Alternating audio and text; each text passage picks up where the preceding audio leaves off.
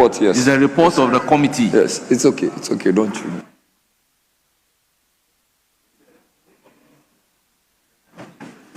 Report of the Committee on Constitutional and Legal Affairs on the Human Sexual Rights and Family Values Bill 2025. Honourable members, reports have been duly presented and it is for a distribution to honourable members. Yes. Speaker, the report that we just laid, I'm one of the sponsors, but somehow my name has been omitted out of the list of sponsors. So if table office can... Well, when we get to the motion. Very well, yes. We can do that correction when we get to the motion. So, Speaker, I think they are not sure of his commitment to the bill, so they decided to omit his name. So, Speaker, I will crave your indulgence for us to still take the motion number 22. Motion number 22. The Minister for Roads will move it, and then the chairman of the committee, who is here, will present the report, and then we can... Very well. Minority Chief Whip, Deputy Minority Chief Whip. The application is for the Minister. Yes, Speaker, we are very well. Very well. Yes, the Community Service Bill 2026. Minister for Roads and Highways, for Minister responsible for Interior. You have the floor. Mr. Speaker, I rise to move that motion listed 22 on today's order paper on page 8 be moved now, which is that the Community Service Bill 2026 now be read the second time. Honourable members, motion ably moved. May I humbly call on the chairman of the committee to present the committee's reports. Yes. Thank you, Mr. Speaker. Mr. Speaker, I second the motion ably moved. This is second reading, so just present the reports. Very well. Mr. Speaker, I have in my hand the report of the Committee on Defence and Interior on the Community Service Bill 2026. Mr. Speaker, I pray that the Hazard Department captures the report in its entirety, whilst I touch on some salient points. Mr. Speaker, the Community Service Bill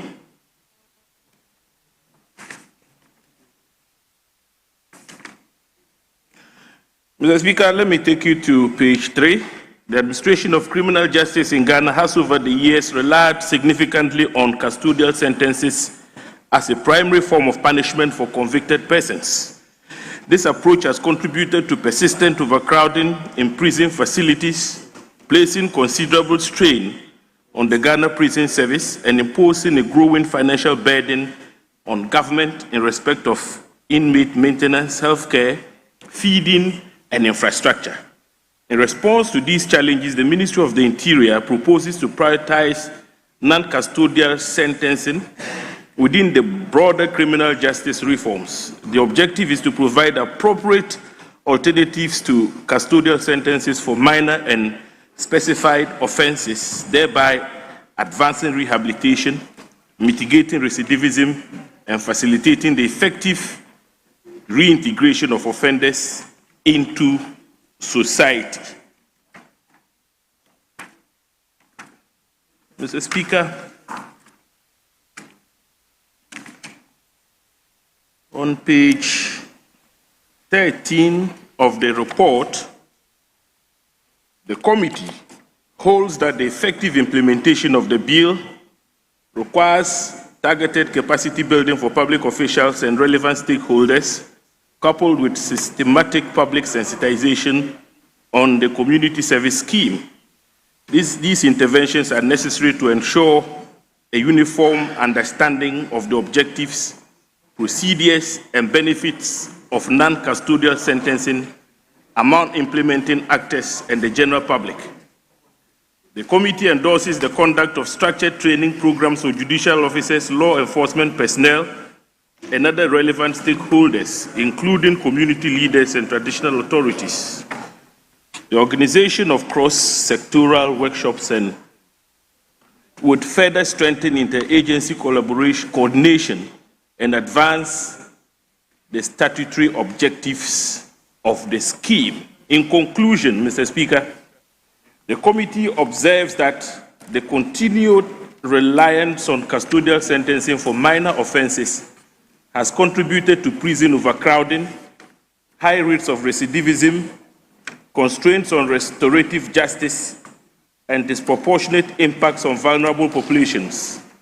The effective implementation of the community service framework provided for in the bill would strengthen public confidence in the administration of justice, promote compliance with court orders, facilitate offender rehabilitation, and enhance the sustainability of sentencing policy.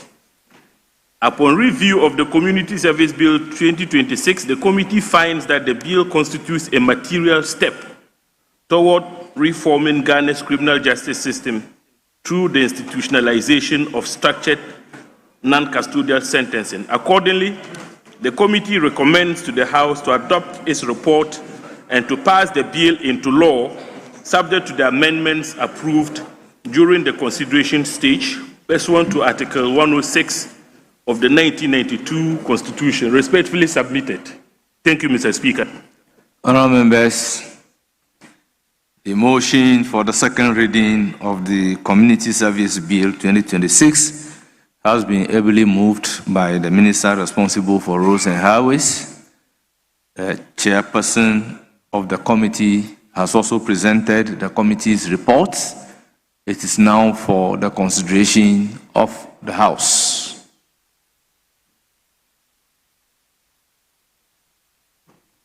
Yes. Thank you very much, Mr. Speaker, for the opportunity to add my voice to the motion to the report ably presented by the chairman of the committee. Mr. Speaker, this is a welcoming bill, and the report is very detailed and gives a clear indication of what this bill seeks to do. Mr. Speaker, safe to say that under paragraph 3 of 15 of the report, it details what the Ministry of Interior proposes to prioritize as non-custodial sentences within the broader criminal justice reforms. Mr. Speaker, at page 5, the report deals or talks about the purpose of the bill and seeks to establish a National Community Service Secretariat. Mr. Speaker, it's a very important secretariat being envisaged under this bill. But I want to admonish the ministry that because of the very important nature of this bill and what it seeks to do, resources that is required to ensure the implementation or the effective organization of this secretariat ought to be made available in order not to create Goro boys at that secretariat. Mr. Speaker, it's very important to look at that. Secondly, we had a chairman refer to the fiscal impact analysis as attached as Appendix A. You realize that that analysis or those analyses were made in 2023.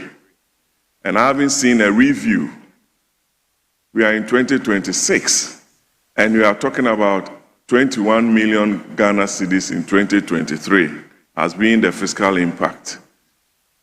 We are in 2026. What is the actual figure? What are we talking about?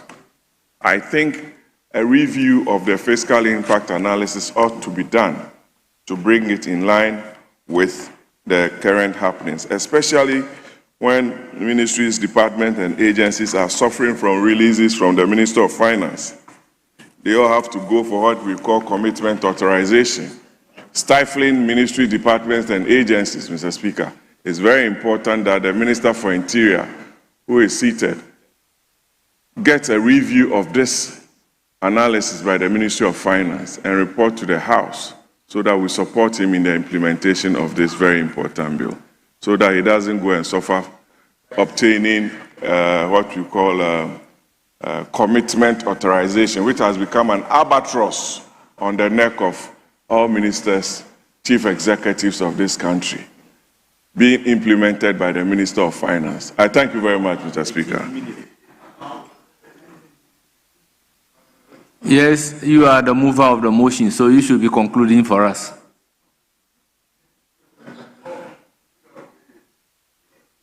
No, I'm saying that the minister responsible for roads and highways, he moved the motion, so he will be given an opportunity to conclude.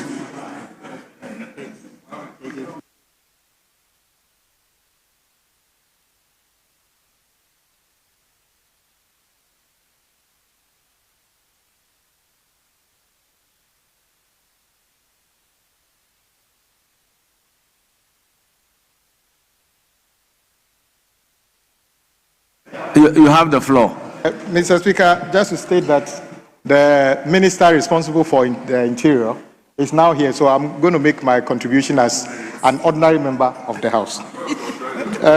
Mr. Speaker, I add my voice to colleagues who spoke earlier to say this bill is very important. Mr. Speaker, it is very difficult to understand why a young man who, out of hunger, though wrong, steals cassava and is thrown to jail the same way as somebody who murders another person. I think this bill is intending to make better sense of our criminal justice system. And indeed, keeping people in custody actually imposes extra financial burden on the state. Those people could get community service and clean the street within the communities within which they committed the offense. I heard my good friend, Honorable Yaobuama, talk about the need to reassess the financial impact of this bill. I agree with him. The only thing to add is that if this review takes place, it might actually reduce the figure, knowing very well that the economy has performed magic where things are far, far better. I also heard him talk about commitment authorization. Mr. Speaker, indeed, commitment authorization is the requirement to get commitment authorization has always been on our books. Unfortunately, governments in the past did not have the courage to implement it. Its implementation today is part of the reason we are able to exit the IMF program in flying colors and determine that we shouldn't go back there.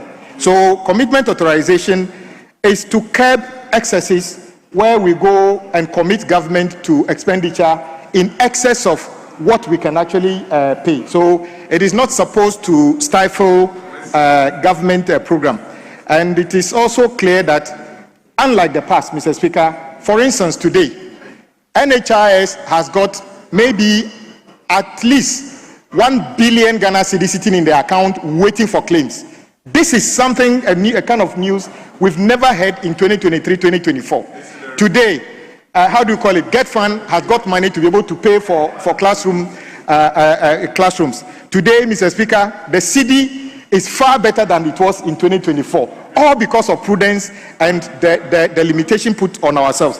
Mr. Speaker, today, the interest rate that we are paying on everything, Mr. Speaker, is far better, unlike at a point in time 50-something and then 23 and other things. So I agree with Honorable Buama that we should bring a revised indication as to what this bill means. He means well, because he knows that if the revision is done, this 23 million could reduce to maybe 20 million or 19 million. So I agree with him that he notices the positive trajectory of the economy, and is in support of that and intending that we should review the figure to make sure that we benefit more. And with that, these few words, Mr. Speaker, I believe this will be one of the finest things we've done to reform our criminal justice system. People who steal goat, people who steal cassava, yes, it is a crime. It is not supposed to happen. But in my mind, anybody who steals a fresh corn from a farm is calling for help. It means that the person is hungry. And the best punishment for the person cannot be to put the person in jail and now ask taxpayers to contribute money to feed him in jail. Let that person clean the street or weed the side of the road in that community as a befitting reform process, and reduce the cost of criminal justice and carry out better reform of that individual. Thank you very much, Mr. Speaker, and I encourage colleagues to support this bill at the second stage so that we can do the bill and the consideration and pass a bill as quickly as possible. Thank you, Mr. Speaker. Thank you very much, Mr. Speaker. Mr. Speaker, I speak to point number 8.2 at page 8 which is the funding and financial sustainability. Mr. Speaker, very respectfully, what we have in here is a clear highlight that there isn't sufficient funding source available. Mr. Speaker, and I believe that we should at this point be brainstorming on how we are going to provide this source of funding to enable this pursuit to become sustainable. Mr. Speaker, there is the proposal that some allocation be made from the District Assembly's Common Fund. But that is already struggling. What we have in terms of the District Assembly Common Fund has never been enough, even for what it is statutorily provided for. Yet, a suggestion is being made that 5% of it should be made available for the funding of this particular project. This is where we need to focus. This bill, this is where we need to focus. How are we going to provide funding for this? It's the elephant in the room. So laudable as this is, Mr. Speaker, we need to discuss how we are going to provide sustainable funding for this. When you look at the entirety of that particular paragraph, it's raising issues of funding. And so I believe that the sponsors of the bill should be making available to this House how they intend to make sustainable this pursuit. Mr. Speaker, very respectfully, I submit. Yes, Honorable Zanato.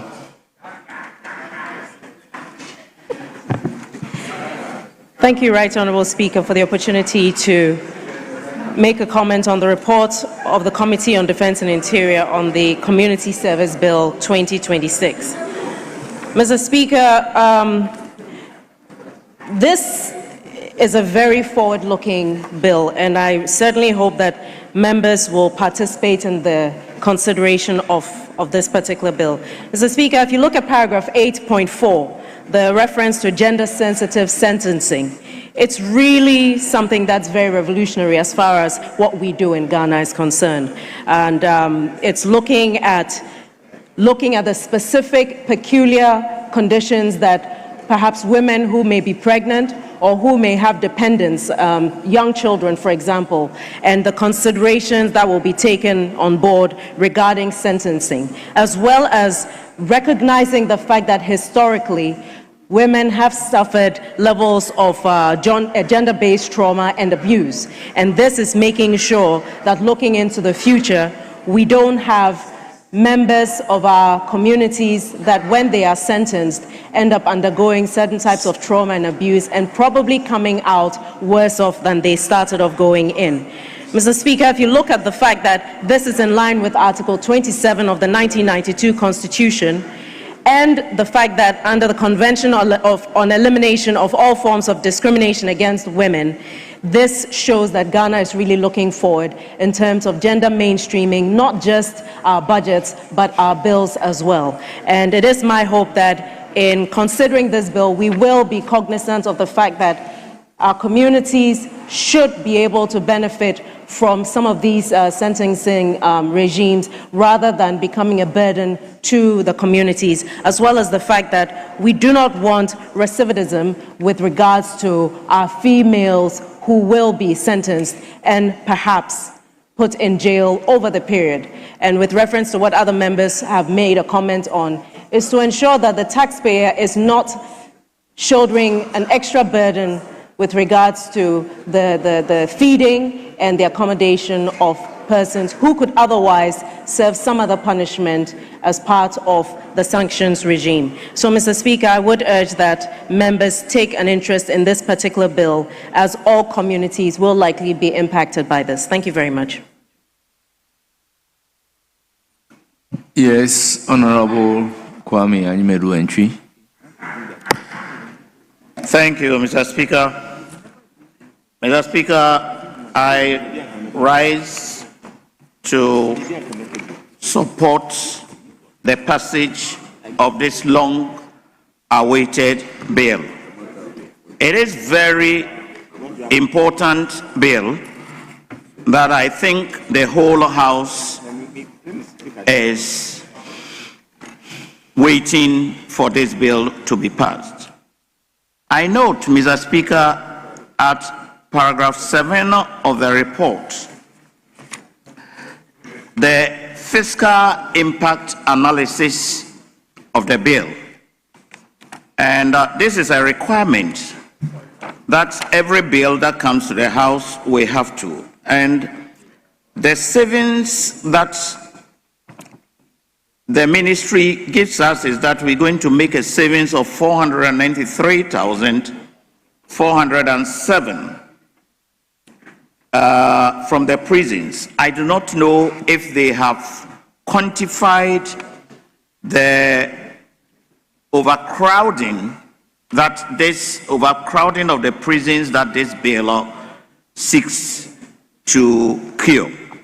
So to me, there will be a lot of savings by the government, physically, financially, and other things. Mr. Speaker, I should, however, sound a caveat that in drafting the bill, we need to be careful. I overheard one person saying that we could, for instance,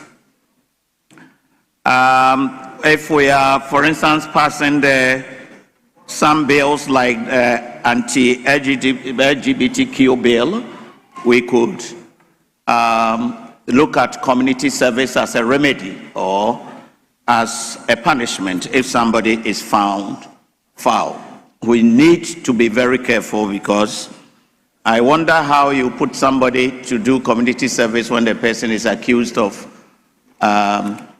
LGBTQ activities. Mr. Speaker, you must as well sentence the person to death, because people might even beat the person to death on the streets. So we have to be very careful in making sure that we do due diligence in assessing the kind of offenses or people that we convict that will be sent to do community service. But overall, I think this is overdue, and I will commend the minister so that the whole House will embrace it and do it with the speed of light. Thank you, Mr. Speaker.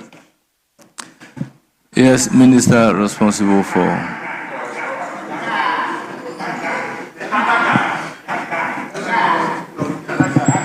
Yes.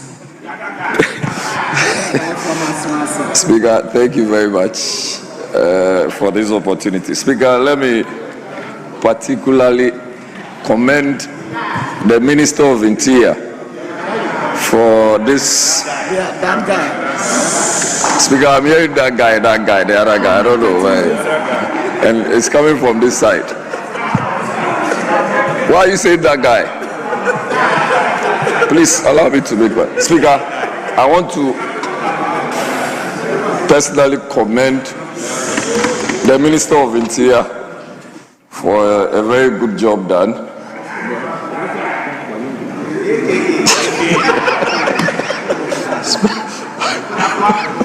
Speaker, as honourable members, order. Okay. Speaker, as you can see, this we cannot say that my side of the house is not in support of. All the submissions so far made gives you an indication that this is a very important bill.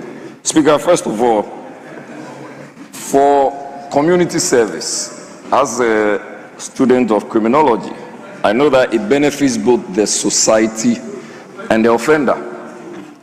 Speaker, to the extent that what the offender seeks to do or had gone to do, for which reason he or she would have gone through some custodial sentencing, sometimes may not just be a major offense. The Minister of Roads gave an example. Someone went in, stole a tuber of yam, and the person is incarcerated, even for a week, Speaker. And what happens is that if you look at the size or the sizes of our prisons in Ghana, it gives you an indication that there is overcrowding. You go to some of the prisons and you would see suspects or prisoners virtually standing because they do not have the requisite space to sleep. And when they even want to eat, there is no room for them. Speaker, so what you see is that where there is community service, there is reduction in overcrowding in the prisons. Second, you would also understand that it costs the taxpayers a lot of money to feed prisoners. And then where the Minister of Finance, E-levy, would have used the money to do the roads in Wejagbawe, he would end up using the money to take care of prisoners. And these are prisoners who may have just stolen a tuber of yam, or a goat, or a sheep. Speaker, so why would you not rather give the person room to serve the community he or she belongs to? That in itself puts the person under some stress, and that in itself gives the person some avenue to be rehabilitated. Speaker, if care is not taken and you push everyone or anyone to prisons for a very small offense, you may end up promoting recidivism. Recidivists are repeated offenders. They go in, they learn, they become hardened, and when they come out, they do worse things. Speaker, another reason why we should promote or push the community service is because it allows for family societal connection. Because when you are within the community and you are doing this community service, your friend, the society, wherever you find yourself, they try to give you a helping hand. Because sometimes they may just understand that the reason for which you have caused an offense or committed an offense may be as a result of hunger. You didn't have food to eat. Or somebody just triggered you and you misbehaved in a certain manner. But when you have this communal support, you become a changed person. Speaker, it also allows for offenders not to truncate any form of employment they find themselves in or their education. Assuming a university student who may have gone to steal something from his hall, maybe he stole a mobile phone, and that is the reason for which he is to be incarcerated. So what would happen is that such university student may not be able to proceed with his education just because he or she did so. But Speaker, such a university student can be made to weed several places paint a lot of places, clean, go to the toilets, especially the Commonwealth toilets. Get in there and make sure that place is well kept. And when this happens, Speaker, that person will not want to repeat that kind of offense. Speaker, there is also this part about inclusion of traditional authorities which have been captured in 8.5. And I think that that is a very important aspect of this. Our traditional leaders are the embodiment of customs and tradition. Speaker, I'm running up. And Speaker, you know, when we are able to empower them or resource them to instill discipline within the community, Speaker, some of these things that we see, even the disregard for basic traditional laws and customs, will not happen, because whoever may have committed this offense will know that you will be made to reappear before the traditional authority. And Speaker, their punishments are the kinds that if you are not careful, you will not want to try that offense again. Speaker, with all of this said, let me commend the Minister of Interior once again, and especially against the backdrop. These are, for me, Speaker, as an individual, these are two major things he did with the holiday bill, and I have said that maybe we have not taken a look at it, but that bill, what it does is that normally when you have to do maybe a Tuesday and there is an opportunity to do a Friday, it gives you ample time to rest so that you can come back on a Monday. The bill available for us is a community service bill. He's still a friend of that guy. Yes. Very well, Leader. Thank you, Mr. Speaker. Let me not belabor the point. I think on several occasions, members in this House have called on governments over the years to consider developing an infrastructure for community service as part of the penal system of our country, so that we can reduce the reliance on incarceration of all convicted persons.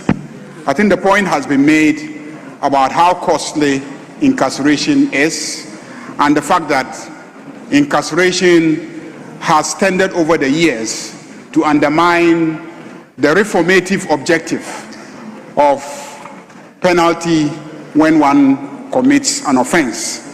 So we want to commend the Minister for the Interior for bringing before us this community service bill so that we can establish the infrastructure for implementing community service as part of the penal system of our country. Let me highlight the fact that this bill itself does not define the offenses for which community service will apply. This bill does not do that. The Attorney General and the Minister for Justice will have to bring before us provisions amending the criminal code to identify the specific offenses where judges will be given the option to apply community service as part of the sentencing in lieu of incarceration. So I want to call on the Attorney General and Minister of Justice that once we are done with passing this bill, that he should bring to Parliament a set of proposals identifying the specific crimes that we can apply, community sentence as community service as an alternative. Mr. Speaker, I heard colleagues raise issues about financing. Clearly, this is an innovation, but there are precedents around the world that we can learn from. And so let's start. If along the lines we are having challenges with financing, this House is always there for proposal to be brought for our consideration. But let us not forget that community service is at the local level. Community service is at the local level, at the community level. And this is clearly within the remit of local government, authorities. And that is why the focus is on the community, the committees, the district committees, because they are the ones essentially that will be enforcing the community service provisions and implementing it. Let's not forget that community service can be very beneficial to local government authorities because essentially it involves the provision of labor, either weeding, cleaning, participation in infrastructure work, and etc. And this is labor that local government authorities will benefit from. And cheap labor. For big push. As for big push, I'm sure they need engineers and, and architects and laborers. So that's why the focus should be on developing the infrastructure at the district level. And so colleagues who are members of district assemblies will notice from the bill that there is supposed to be a report from every district that it has established the infrastructure. So I urge all of us upon the passage of this bill to try and assist our various assemblies to establish the infrastructure so that our constituents can benefit from having this alternative sentencing regime instead of being incarcerated. I thank colleagues for supporting the motion, and I believe that this is part of the wider reforms of the criminal justice system, and the Chief Justice is also reforming the judicial system to make sure they build their capacity to be able to implement provisions of the Community Service Act if it is ultimately passed. Mr. Speaker, I thank you very much. Yes, Honorable Minister for... Thank you very much, Mr. Speaker. Mr. Speaker, concluding remark. If I were to make any lengthy comment, it would be like I haven't appreciated what my colleagues did before I came in. Mr. Speaker, you remember yesterday was Eid-al-Adha. I was in the constituency, and this morning, because of the rains, almost all the flights from Accra, Kumasi to Accra had to be excessively delayed. And that really accounted for my running into the chamber late, even though I knew we had scheduled to take the bill today. So I'm really very sorry. But to thank colleagues for all the contribution that they made. Mr. Speaker, the issue of overcrowding is something that if we have to talk about will be very pathetic and is beyond sometimes comprehension. If you check our current prison population, the overcrowding is over 37%. We have a current population of about 13,000 prisoners that are in our prisons. And Mr. Speaker, like many contributors rightly mentioned, today the cost of maintaining them, in fact, feeding them alone requires 10 million a quarter. And so annually we have to feed them with 40 million. Mr. Speaker, even the 40 million, hopefully inadequate, we want to thank His Excellency the President and the Finance Ministry for reviewing the what we call ration fee, which was 1 cedi 80 pesos to now 5 cedis. Even without 5 cedis, Mr. Speaker, we believe that that is woefully inadequate to feed an adult. Well, if you take into consideration school feeding, caterers are giving, I think, about 4 cedis 50 pesos for a meal for children in basic school. Now we give 5 cedis for adults for 3 meals. I don't know who created 3 and say it is square, because they say 3 square. How can 3 be square for 3 meals? So you can see the situation, and it's exacerbated, Mr. Speaker. Over the years, we've not expanded the facilities. So if you take some of the facilities, for example, like in Sawam, which was built originally to take this about 1,500, today is carrying over almost 4,000 prisoners. If you check Kumasi, which was built to take just about 500 prisoners, today it has over 1,600 prisoners. You can just see clearly that it is an area that is a bad difficulty. But Mr. Speaker, like I said, most importantly, I must thank my predecessors, especially the late Makoyongo, for the work that he tried to get this bill to this House. Unfortunately, he never saw I mean, he was never able to do that. The like of His Excellency Kosi Ahoy also tried, they couldn't.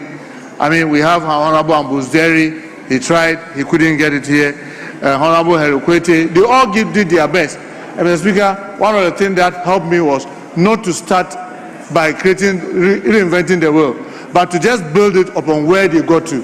And I'm sure that is why, within the space of 1 year, we've been able to get it to us, because we're just building on what they were able to do instead of trying to start it all over again. I must thank His Excellency, especially the Minister for Attorney General and the Minister of Justice and Attorney General.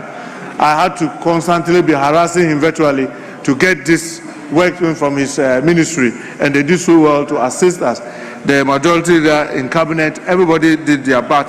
Mr. Speaker, let me just say, I heard majority there saying that we expect the Attorney General to come out with a guideline with this. If you check clause 40 of the bill, it clearly states what qualifies for the community service. It is sentences that are 3 years or below. Any sentencing that within our sentencing act that is 3 years or below can qualify for what we call community service, service. But it also gives the judge other rooms to be able to do other things. Mr. Speaker, with regards to the funding, I know it's someone says the biggest elephant in the room. Yes, funding is a challenge, and that's why we are proposing that this Assembly Common Fund, because like the majority leader said, this is a community-based thing. And when they provide those services, they are not supposed to be paid any amount. So this is to help the disassembly itself. So if we are going to fall on the disassembly common fund, I think it will be a right thing to do, but that's for this House to decide. Mr. Speaker, this community service bill, if it passed into act, will still remain incomplete if we are not able to get the parole regulation also passed. And Mr. Speaker, we are currently working with the Minister of Justice and Attorney General, because we've moved from cabinet, and I'm very optimistic that maybe next week we'll come to the House to lay the parole regulation, because that is what is going to complement this, to make sure that we decongest our prisons very, very effectively. And most importantly, Mr. Speaker, I've been working with the Minister of Justice and Attorney General in the constitutional amendment that is currently ongoing, that we should make remand very restrictive, because currently it is massively abused. With the least provocation, they say they remanded somebody. You go to police, they remand people anyhow. Sometimes they give terrible bail conditions which people are not able to meet. We want to take the opportunity in this constitutional amendment to restrict this unnecessary remand. I'm sure if we are able to get these three things working together, it is going to help us to decongest our prisons and also ourselves, and make life a little more better. Like I said, Mr. Speaker, I'm not going to speak much, but to thank all my colleagues who had helped to get this up to this point, and to also urge the House to take keen interest when we get to the constitution stage, because that's where the real meat is, and that's where we need to make sure that we have a bill or an act that can stand the test of time. I want to thank you, Mr. Speaker, for the opportunity. Thank you so much.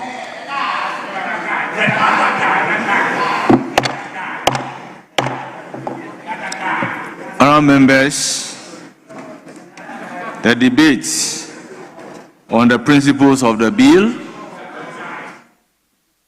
on the basis of the explanatory memorandum and the report of the committee, has been concluded. Now, at the conclusion of the debate, the question is, as many as are in favor, say aye. Those against, say no. Honourable members, the ayes have it. The motion is accordingly adopted. An act to establish a National Community Service Secretariat, provide for community service as an alternative to custodial sentencing for persons convicted of specified categories of offences and for related matters. Honourable members, the Community Service Bill 2026 is accordingly read for the second time. Yes, Majority Leader, before then, permit me to acknowledge the presence of our revered visitors. Honourable members, I have the pleasure to introduce to you members of the Delaware Institute for Children, Peace and Security who are here on a familiarization visit. The objective of their visit is to brief the Committee on Security and Intelligence on its ongoing work in Ghana and the region. The delegation seeks to explore potential avenues for collaboration, including strengthening policy integration and early prevention efforts in line with Ghana's leadership in peacekeeping initiatives. Our visitors are Mr. Asini Chidimu, Project Director. 2, Major General William Omani Ajekum, retired, Focal Point, Ghana. Honourable members, on behalf of the House, I welcome the delegation to Parliament and I wish them fruitful deliberation. Honourable members, let me also acknowledge the presence of students in our midst. We have Zinu KKMA 2 Junior High School, led by Harriet E.K. Fiagome, head teacher. They are from Katamanso. They numbered 64. We have Regis Montessori and Basic School, led by Emmanuel Afre, head of department. They are from Anyaso Otum, the number 65. Then we have Apostolic Church Ghana, Bomfa District, led by Pastor Daniel Ofori, Bossman, District Pastor, Bomfa. They are from Juaben. They numbered 33. Then we have Ghana Nurses and Midwives Trainees Association, led by Nashuruddin Akparibo, President. They are also from Anya West Wagon, Ayawaso West Wagon. They numbered 11. Honourable members, again on your behalf, I welcome them to Parliament of Ghana and I wish them fruitful visit to Parliament.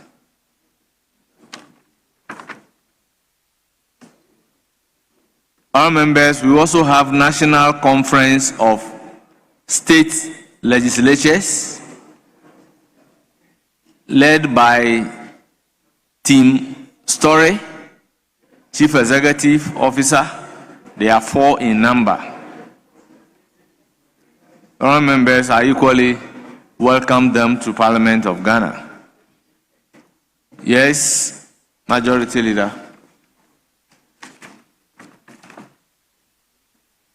Mr. Speaker, I had earlier indicated that the Minister for Finance will want to make a statement today on a major government policy. And we varied the order of business to take on other items whilst waiting for the Minister. So the Minister for Finance is with us, and so I'll crave your indulgence for us to go back to statements so that we can have the Minister make the statement that has been planned for today regarding some major developments in terms of the finances. Honourable members, Right Honourable Speaker will take the chair.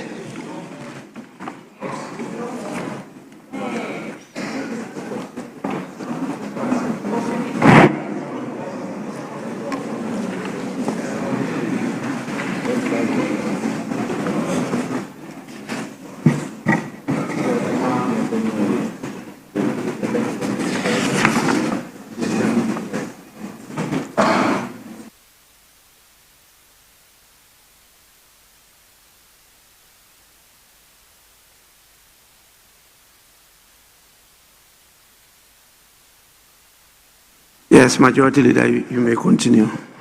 Right, Honorable Speaker. When we got to statements this afternoon, we indicated that the Minister for Finance intends to make a statement which you have admitted.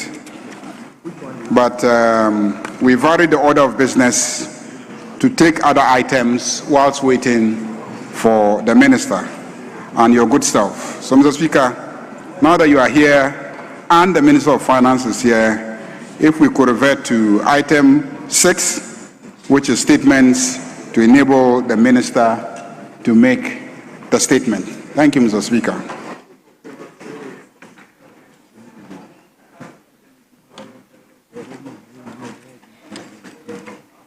Honorable members, before we take the statement by the Minister of Finance, it's important on your behalf I acknowledge the presence of an important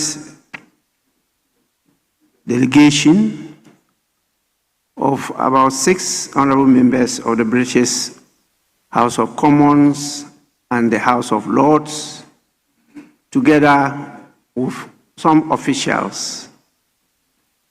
They have visited our Parliament from Saturday, 23rd, and they will be leaving Saturday, 30th May 2026. The delegation is made up, as I told you, 6 honorable members of Parliament and 2 CPA, Commonwealth Parliamentary Association UK officials. And they are here to interact particularly with leadership and members of Parliament. I have had the opportunity of receiving them already in my office, but they want to have some interaction with the following committees: Committee on Trade, Industry and Tourism, Committee on Energy, Committee on Health, Committee on Lands and Natural Resources, the Committee on Human Rights. Definitely, they want to explore the collaborative roles played by government, ministries, and agencies in shaping policies for development. I, on your behalf, want to acknowledge their presence, and I want to start by looking at those from the House of Commons, and we have here Belavia Janet Ribeiro Adi.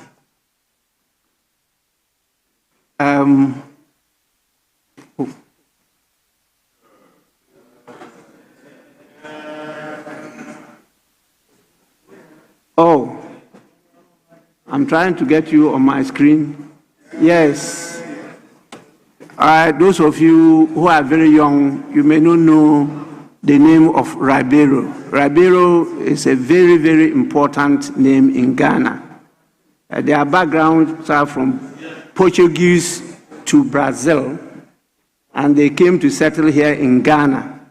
In fact, that was the first Gold Coaster to be called to the bar in 1883.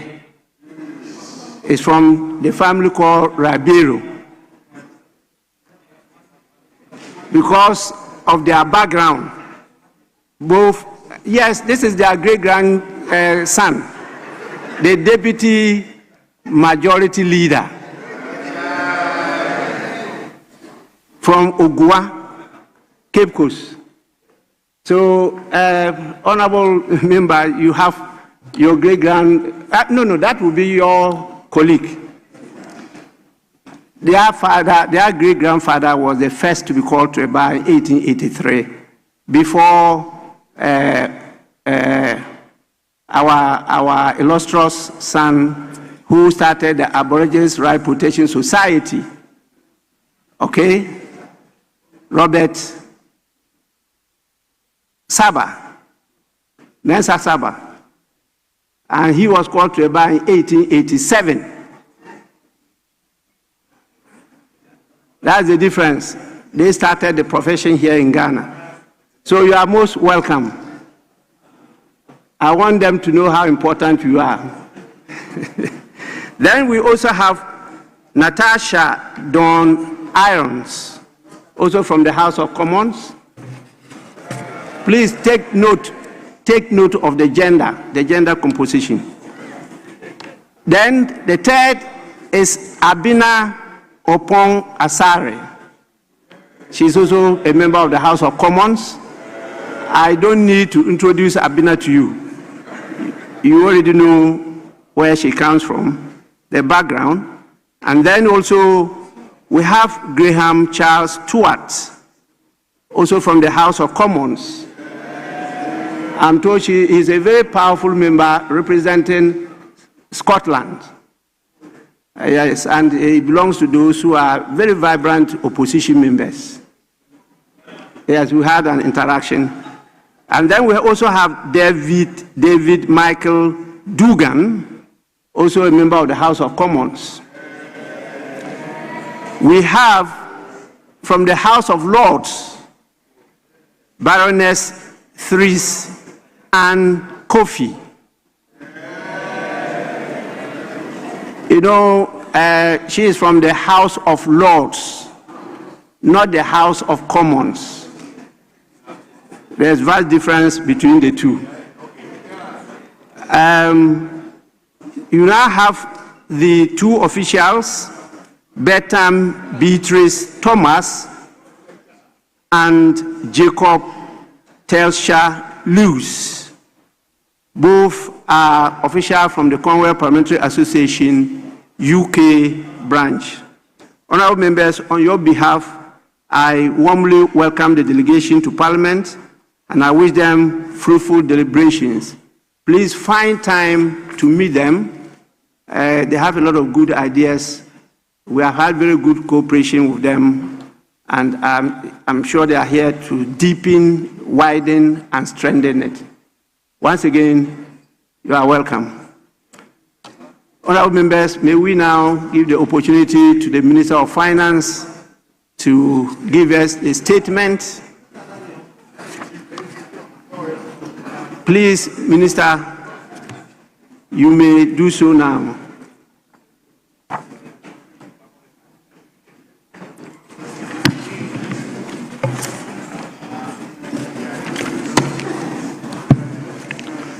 Mr. Speaker, I come before this House to provide an update on the substantial progress we have made in restoring macroeconomic stability and debt sustainability ahead of the original timeline. Right Honorable Speaker, this address will also announce a new chapter in Ghana's engagement with the International Monetary Fund. Mr. Speaker, it is a consequential moment in President Mohammed's reset agenda and indeed in the life of our nation. It signifies Ghana's passage from crisis management to stability, from dependence on financial bailout to partnership in reform, and from uncertainty to renewed confidence in our economic future. Right Honorable Speaker, to appreciate the magnitude of this moment, we must briefly recall the gravity of crisis that Ghana faced in the year 2022. Mr. Speaker, on the 1st of July 2022, the previous administration turned to the IMF for a financial bailout after their gross mismanagement of the economy had driven the country into fiscal and balance of payment crisis. Mr. Speaker, the then NDC flag bearer acknowledged the decision as necessary, though a belated intervention to arrest the decline and to ease the severe hardship being borne by the people of Ghana through no fault of theirs. The scale of that crisis was profound. It was traumatic, if not distressing and devastating. The city came under intense pressure. Inflation rose to painful levels. Investor confidence deteriorated sharply. External reserves were strained, and Ghana lost access to the international capital market. As a result, credit rating agencies responded by downgrading Ghana's sovereign credit rating repeatedly in 2022 to levels never seen in our country's history. Right Honorable Speaker, in February 2022, Moody's downgraded Ghana to CAA1 from B-. In August 2022, S&P downgraded Ghana to CCC+. Again, in August 2022, Fitch downgraded Ghana to CCC. Mr. Speaker, in the same year, September 2022, Fitch again downgraded Ghana from CCC to CC, signifying the severeness of the situation. Finally, in 2022 October, Ghana lost access to the international capital market, with Ghana's Eurobond spread widening to all-time high of 3,400 basis points. Right Honorable Speaker, this further deepened the economic crisis and the financial crisis, to the point that the Ghana Cocoa Board was unable to secure a syndicated loan for the first time in many years, after 33 years in fact. Also, some domestic commercial banks could no longer obtain external funding or establish letters of credit, as international banks declined to confirm these instruments. Mr. Speaker, on the 5th of December 2022, following the announcement that Ghana could no longer meet its maturing domestic debt obligation, the NPP administration then introduced the Domestic Debt Exchange Program, DDEP, imposing significant haircut on domestic bondholders. Right Honorable Speaker, on the 13th of December 2022, Ghana formally requested debt treatment under the G20 Common Framework in order to restructure its bilateral debt portfolio of more than $5 billion United States dollars. Mr. Speaker, on the 19th of December 2022, the NPP administration again defaulted on the servicing of Ghana's external commercial debt obligation. The Speaker, the far-reaching haircut affected the Bank of Ghana, commercial banks, non-bank financial institutions, pension funds, insurance companies, individual bondholders, and even pensioners were not spared.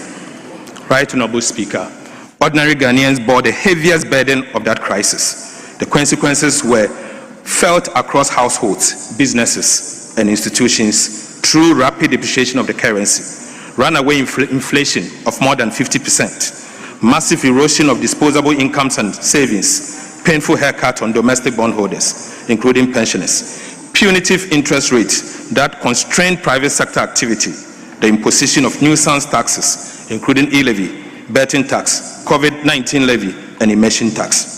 Speaker, we witnessed job losses, business distress, and weakened investor confidence, and a sharp rise in poverty and economic insecurity.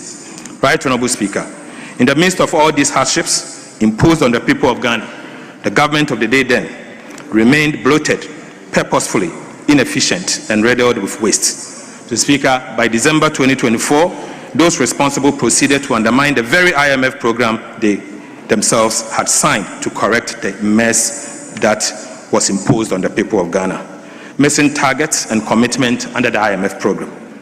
That was the depth of the crisis that we inherited. Mr. Speaker, it is important to recount this, to dwell on the past, not to dwell on the past, but to remind ourselves of the heavy price of fiscal indiscipline and economic recklessness, and to affirm our collective resolve that Ghana must never again return to that path. So, Speaker, let me take that again.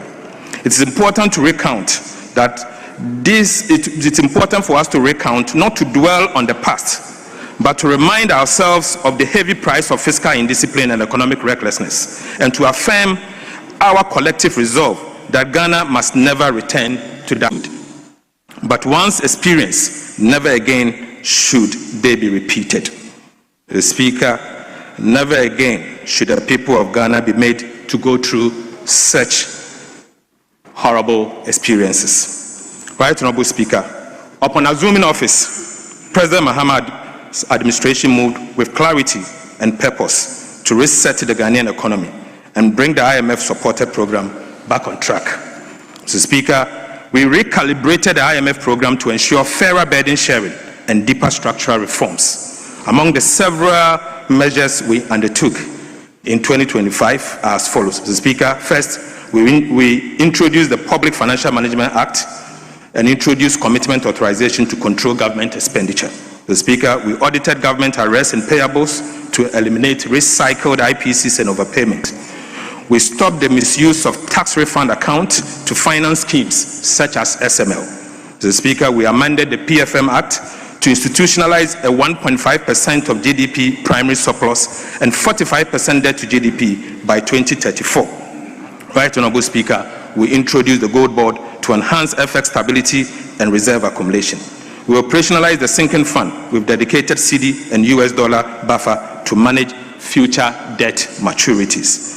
Mr. Speaker, we removed nuisance taxes such as E-levy, betting tax, emission tax, and VAT on motor insurance to support private sector activity. We also established the Office for Value for Money to improve public expenditure efficiency.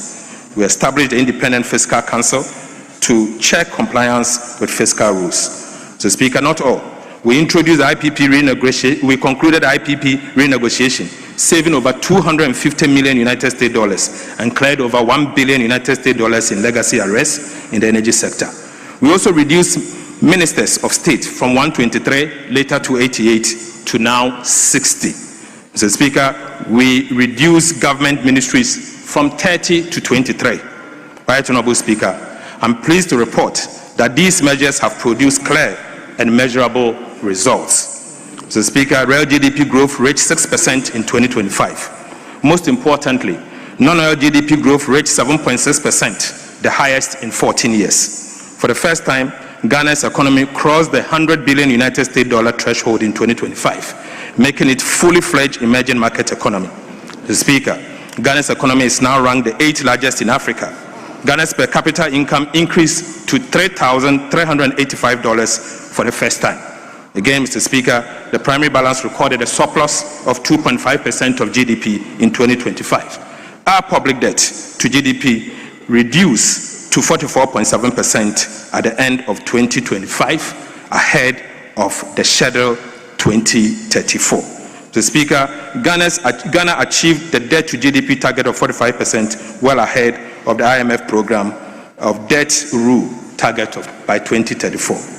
Our debt service to domestic revenue improved considerably from 55.7% in 2022 to 28.8% in 2025, even with the resumption of full Eurobond obligations in 2025. Right, Honorable Speaker, Ghana achieved a moderate risk of debt distress from high risk of debt distress under our debt sustainability analysis, the first time in 12 years. Mr. Speaker, inflation declined now to 3.4% in April 2026. 91-day Treasury bill has declined by over 2,300 basis points from 28.4% in January 2025 to 4.8% in April 2026. Mr. Speaker, the 2-year, 3-year, and 5-year bonds are now trading in the range of 11%, 12.6% compared to 20% in the previous year at the secondary market. Mr. Speaker, monetary policy rate has declined by 1,300 basis points from 27% in January 2025 to 14% in April 2026. Mr. Speaker, the current account recorded a surplus of 8.7% of GDP as at December 2025. And most important, Mr. Speaker, our currency appreciated by 40.7% against the US dollar in one single year, in the year 2025. But Mr. Speaker, these results affirm a simple but enduring truth. Mr. Speaker, fiscal prudence and discipline always delivers results. Fiscal prudence and discipline always delivers results. Right, Honorable Speaker, macroeconomic stability is not an abstract policy objective. It is the foundation for jobs, income, investor confidence, and national prosperity. It is also the lesson we must carry forward if we are to ensure that the people of Ghana never relives the hardships of 2022. Prudence does not mean we are failing to spend, Mr. Speaker. We can only spend what we have. Prudence is the difficult road for wealth creation. Mr. Speaker, prudence does not mean we are failing to spend. We can only spend what we have. Prudence is the difficult road to wealth creation. Right, Honorable Speaker, on the 77th Annual New Year School on the 6th of January 2025, President Mahama stated that it is my hope that this will be the very last time we ever go for an IMF bailout program. It must be the 17th and the last time that Ghana goes for a bailout from the IMF. The President further noted that we will continue our collaboration with the IMF under Article 4 and other instruments. I repeat, no further IMF financial bailout is currently required in the foreseeable future. Right Honourable Speaker, we have evolved from the position of supplicant to one of a partner with the International Monetary Fund. Mr. Speaker, it is therefore my singular honor to announce to the House that Ghana has successfully concluded the final review of the current financial bailout program pending approval by the IMF Executive Board. Mr. Speaker, as Ghana moves beyond the extended credit facility, our engagement with the International Monetary Fund will transition to a reform-focused, non-financing policy coordination instrument. Mr. Speaker, the policy coordination instrument is a non-financing IMF instrument designed for countries that do not require IMF financing, but seek a credible framework for reform, regular policy reviews, and a stronger signal to investors and development partners. For Ghana, this marks an important shift from seeking financial bailout to engaging as a credible reform partner, while continuing to benefit from policy discipline, external validation, and strengthened investor confidence. Mr. Speaker, the PCI will enable us to continue leveraging the IMF's regular policy assessment and expertise as a signal to investors, thereby certifying the credibility of our stewardship and further strengthening our credit rating. In other words, Mr. Speaker, Ghana has moved from the intensive care unit to the wellness center. Mr. Speaker, that's simple. We have moved from ICU to wellness center. Wellness center, from ICU to where you are well, Mr. Speaker. Mr. Speaker, to build on this hard-won foundation of stability, President Mahama's administration has designed a new economic program, the New Economy, to be unveiled as part of the 2027 budget. Mr. Speaker, the New Economy will move Ghana from stabilization to transformation, with a clear focus on sustainable jobs, higher productivity, greater resilience, and broad-based prosperity. Right Honourable Speaker, President Mahama is grateful to the people of Ghana for their sacrifice, patience, and steadfast forbearance. We do not take their support for granted. The Speaker, our solemn pledge is that we will not be complacent. We will continue the hard work of building the Ghana we want. May God bless our homeland, Ghana. Thank you, Mr. Speaker.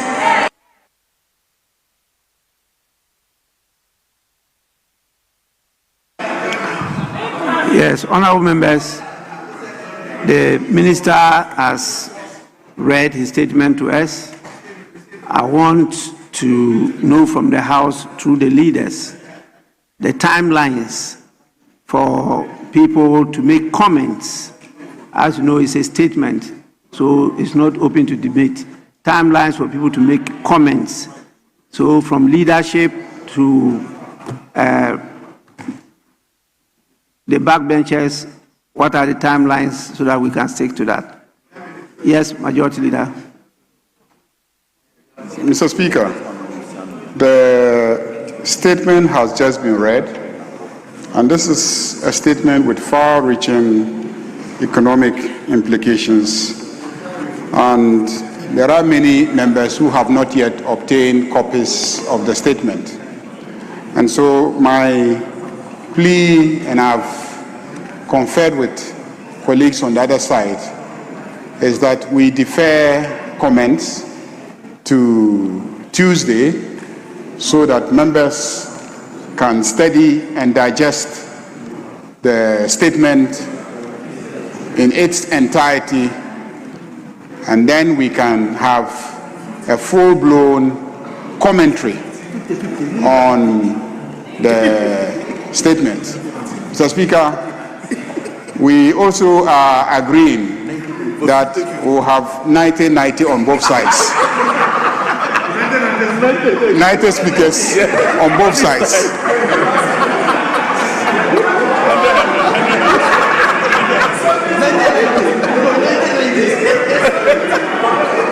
Why? So we expect. Do they have problem with the numbers? We expect the minority to raise 90 members to comment, to speak, to comment on Tuesday. This side will be ready with its 90 members. Mr. Speaker, I think we are at Edem with our colleagues on the minority side on this matter. If they have difficulty with the 90, they can engage, and then we can reduce the numbers to numbers that fit the sizes of our respective.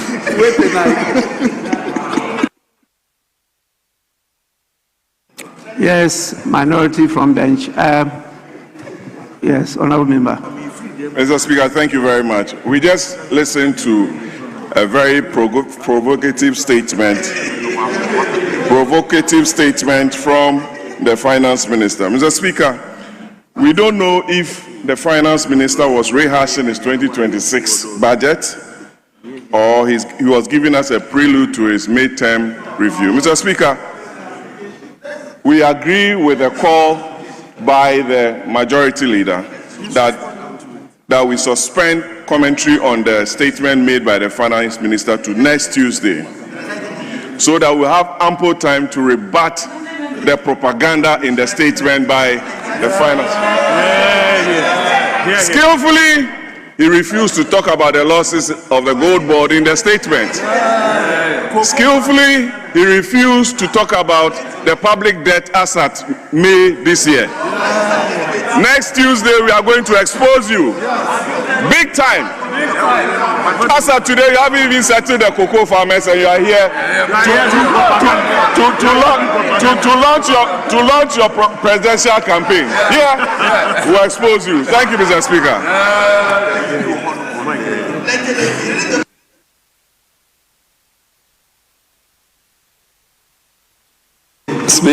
Speaker, thank you very much for Speaker. The majority leader is asking for us to do 90-90. Speaker, we believe in quality rather than quantity. We have observed them do submissions on this floor. And Speaker, unfortunately, it doesn't match the substance from this side. Speaker, we are willing to do 90-90 because we know that they won't even be able to do 10. Speaker, we are in your hands, but we are willing to do maybe 15-15.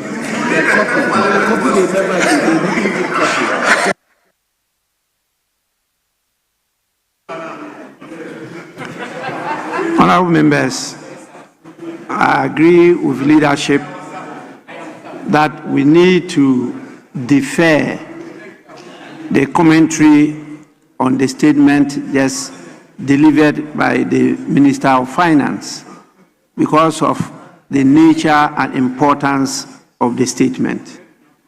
Our rules, however, require that the comments from members should not be more than 5 minutes. But I've been given an exception. It says, except otherwise permitted by the Speaker. That is why I want, before that day, I agree with leaders as to the timelines, and I raise it initially. And so that we may give some ample time for members not to debate. We say comments.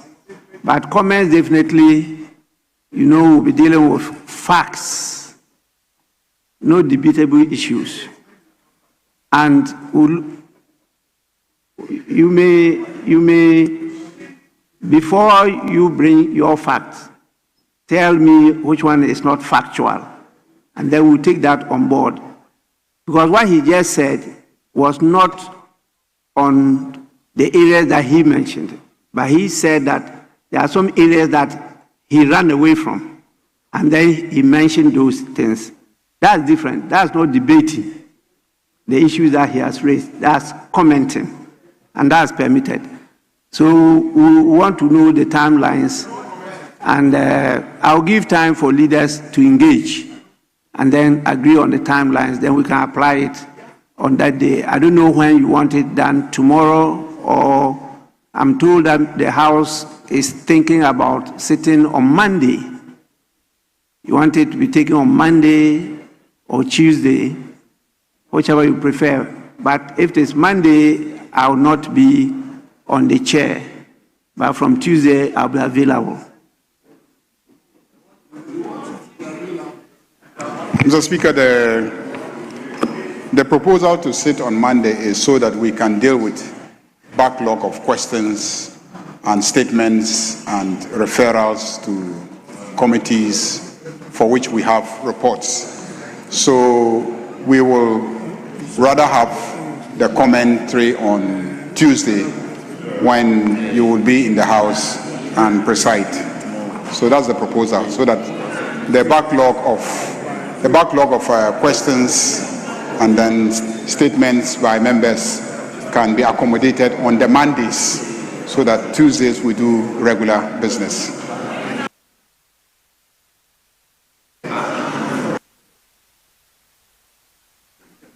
Yes, please. Thank you, Speaker. Speaker, we are targeting them to have it on Tuesday. Speaker says that there is some judicial notice in respect of the finance minister making such statements without furnishing us with advance copies of the statements. And sometimes we are ambushed. We would prefer that some of these things are shared ahead of time so that we'll be well versed with the details of same. Thank you very much.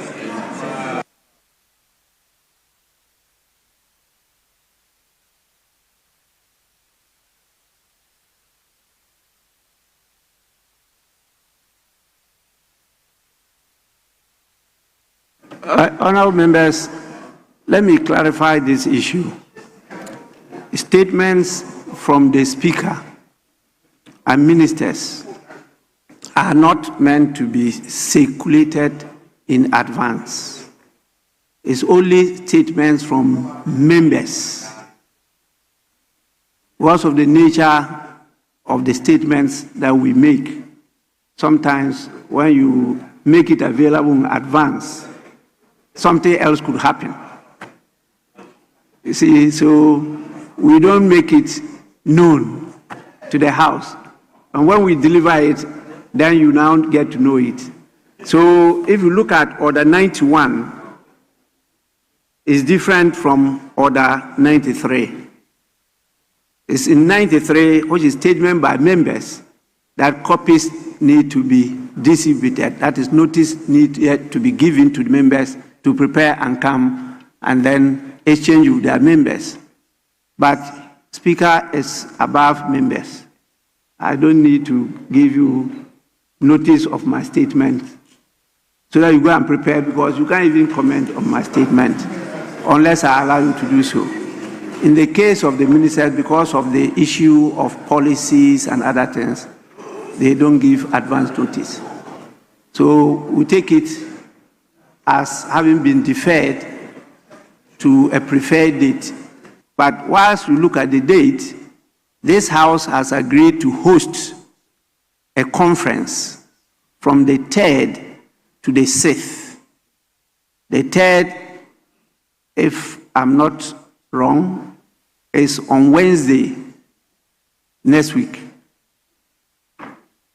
We're looking at the participation of all members, because it's a very important conference which deals with families, the sovereignty, and the values of the African.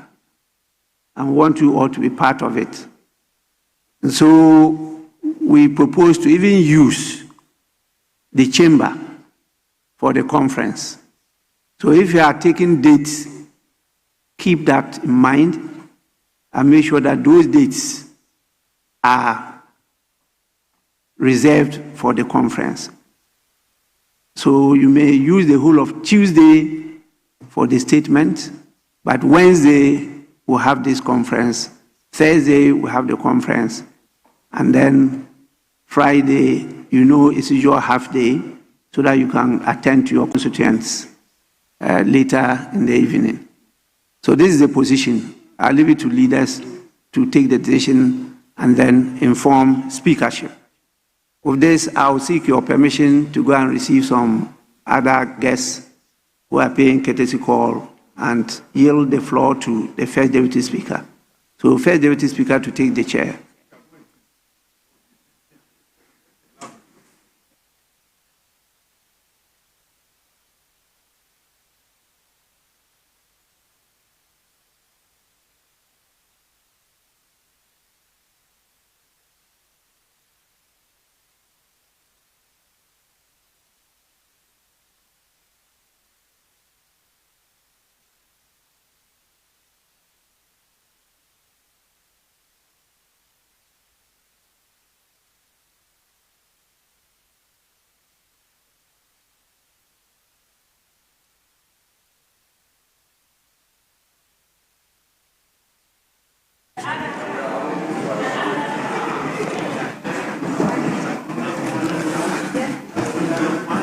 Yes, Majority Leader.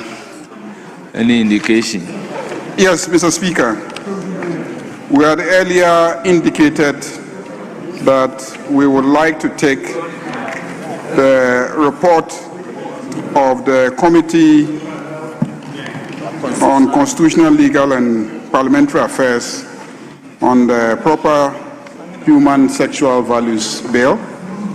So the Vice Chair of the committee is here, and the report has been ready, and so we can just take that as the last item for the day.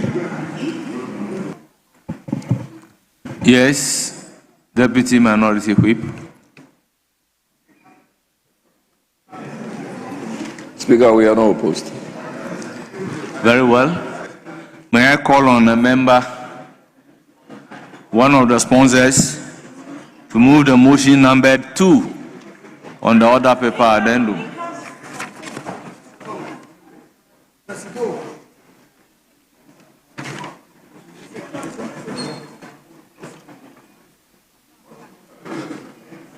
Please, one of the sponsors should move the motion numbered 2. Speaker,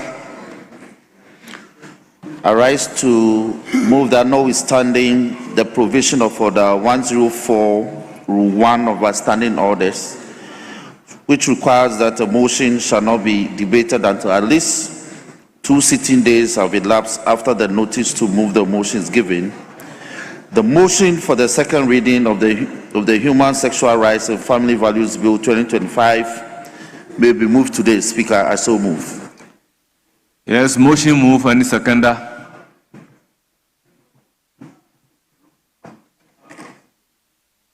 Yes, Honorable Nyimedu.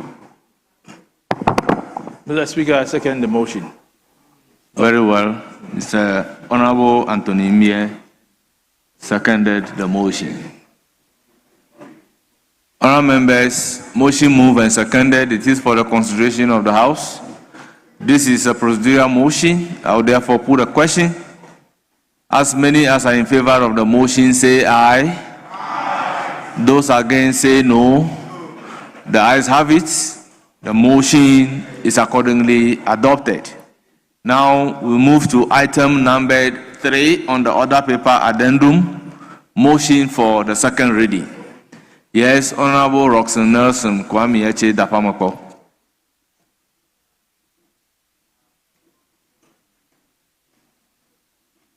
The substantive motion.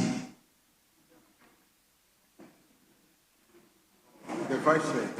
Speaker, that will be moved by the Vice Chair of the committee. Very well.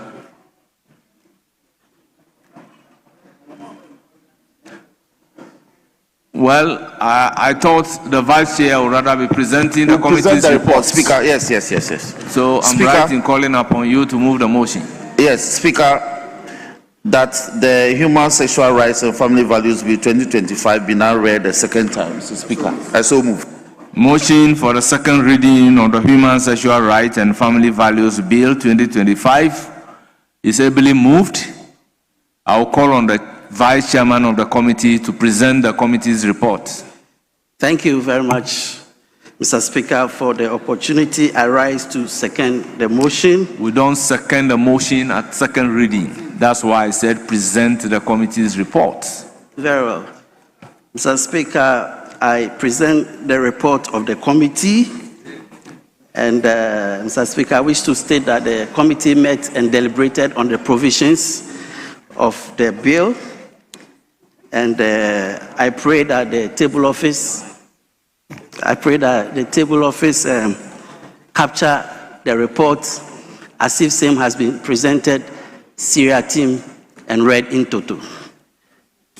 Mr. Speaker, I wish to highlight on a few provisions of the report. But prior to this, let me give some antecedent matters leading to the presentation of this bill. Mr. Speaker, this bill... Are all those antecedent factors not captured in the report? That is so. So once Hansard has captured it, go to the conclusion. Very well.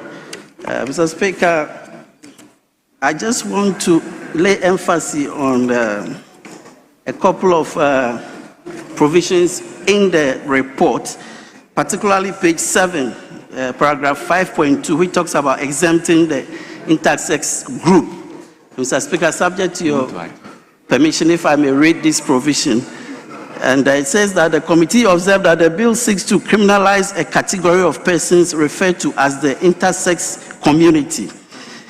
Key Watch Ghana and Intersex Ghana informed the committee that intersex persons do not form part of the LGBTQ plus community. They explained that intersex is an umbrella term used to describe persons born with natural biological sex characteristics, such as chromosomes, hormones, or reproductive organs that do not fit the typical medical definitions of male or female bodies. For instance, instead of having the typical XX female or XY male, chromosomal combinations, an intersex person may be born with XXY, Klinefelter syndrome, or XO Turner syndrome, or a mixture of different chromosomes in different cells. The committee was informed that at birth, a baby's genitalia may appear atypical or ambiguous, making it difficult for doctors to determine whether the child should be assigned male or female. Consequently, there is sometimes a need for medical professionals to undertake surgical or therapeutic interventions to align the individual with a recognized male or female binary. So, Mr. Speaker, one of the things that the committee came to on a conclusion is to exempt this category of medical situations. And I think that that was a good development. Mr. Speaker, we also received some memoranda from key stakeholders. And if you look at page 8, paragraph 5.4, it talks about applicability of the bill to activities of other public institutions. And Mr. Speaker, the law also made provision for situations where people may be exempted from provided evidence, or let's say in situations where people receive information in the course of their official duties. For instance, if you are a lawyer or a priest, you are not under obligation to disclose such information when it comes to reporting and all that. Mr. Speaker, in conclusion, the committee recommends that this report be adopted and for the House to approve same, so that this bill we can take this bill from here to the next stage. I pray accordingly, Mr. Speaker. Honourable members, motion ably moved, report duly presented. It is for the consideration of the House. Now, the debate on the principles of the bill will arise on the basis of the explanatory memorandum and the report of the committee as presented, pursuant to Order 127. Honourable members, the floor is now open. Speaker, by way of a humble guide, we pray that we take 2-2 and then leadership will wind up. Very well. That is Agreed. Very well. Yes, Honorable Kwame Anyimadu-Antwi. Thank you, Mr. Speaker. Mr. Speaker, this is an old bill that had come before this House in the last Parliament, and it came in the same form this time. Mr. Speaker, will take notice of the conclusion that the committee, having carefully analyzed, unanimously recommends that this House adopts the report and pass the Human Sexual Rights and Family Values Bill 2025 into law in accordance with Article 106 of the 1992 Constitution of the Republic of Ghana. Mr. Speaker, I wouldn't want to say much. This bill had attracted interest in the nation. And Mr. Speaker, you bear me out. You were a witness to this. That we had more than 200 memoranda that we needed to scrutinize. And we considered about 100 and something before this House, before we sent it here. When this bill was represented, we had also had interest of other people and organizations, both in Ghana and outside. And the committee had scrutinized this law. I wouldn't say it's a popular bill, but we have scrutinized it. Our duty, Mr. Speaker, is to make sure that it doesn't frown on the principles of our Constitution. And we have so far, anything that would frown on the Constitution or the existing law, we'll make sure that it doesn't go through this bill to become an act. Besides that, I should sound a caveat that when this is passed into act, I have been wondering how we could be prosecuting culprits under this law. Maybe it may lie down like some others and some other laws in Ghana. For instance, we have bigamy in Ghana, but I don't know how many people have been prosecuted under this. So we need to do a balancing exercise, and the whole committee, and I believe the whole House, we have come to a point that we need to pass this bill. And I don't think we need to waste much time on it. And so, Mr. Speaker, I would just support the Vice Chair of what he had presented, that on the principles we have gone through, and so far we haven't seen anything that pins this bill down. So the House is ready, the committee is ready, and at an appropriate time, we'll go through the clause by clause. I'm grateful, Mr. Speaker.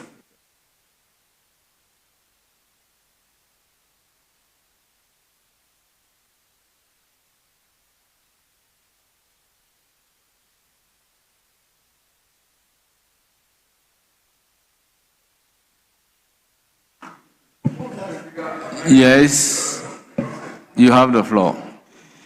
Thank you, Mr. Speaker, for the opportunity to contribute and support the bill before us, Human Sexual Rights and Family Values Bill 2025. Mr. Speaker, I rise to support this bill to be passed into law because from our traditional background, from our religious backgrounds, and from the majority of Ghanaians, we do not countenance some acts of sexual behavior because of our religion and our traditional beliefs. So this bill comes in handy to at least clarify how we should all comport ourselves when it comes to sexuality. Many people have raised concerns, both internal and external, of this country regarding this bill. But I can say that this bill even comes to support the fear that some people contain about minority groups. Yes, minority groups can be respected, and we stand by that. But our constitution makes it very clear on how we should behave sexually, and this bill actually does not go in any way infringe on our constitution. And once our constitution was adopted by Ghanaians and still we support it, I think the bill has come to clarify a whole lot of things. Issues that we used not to understand, like hormonal issues, chromosome issues relating to sexuality, are now being clarified. And the whole of Ghanaians, every Ghanaian is now getting to understand that this bill before us, talking about human sexual rights and family values, is one of the best bills that I think any country has passed when it comes to sexuality in the public. So I would like to call on everybody, just like the public is crying, the pastors are yearning for this bill to be passed, politicians are yearning for it to be passed, the ordinary Ghanaian is yearning for it to be passed, so that anybody who violates it and try to market his sexuality, aberrant sexuality in public, will be dealt with to prevent our youth, our children who are growing, from practicing type of sexuality that would prevent what God gave to us in a silver platter. Go ye and produce and fill the world. And I think that is what this bill is talking about. Go to the Bible. Go to the Bible. Mr. Speaker, I therefore, at this point, would like to encourage everybody to support this bill to be passed into law to streamline sexuality in our country. Thank you for the opportunity. Yes, Honorable Asafoaje. Thank you, Mr. Speaker. The Speaker, I am grateful for this opportunity. The Speaker, I am very much appreciative of the leadership for introducing or bringing back this bill to the House. The Speaker, I want to also commend all the sponsors of the bill for, being consistent, dedicated, and then pushing the desire and the wish and will of the country.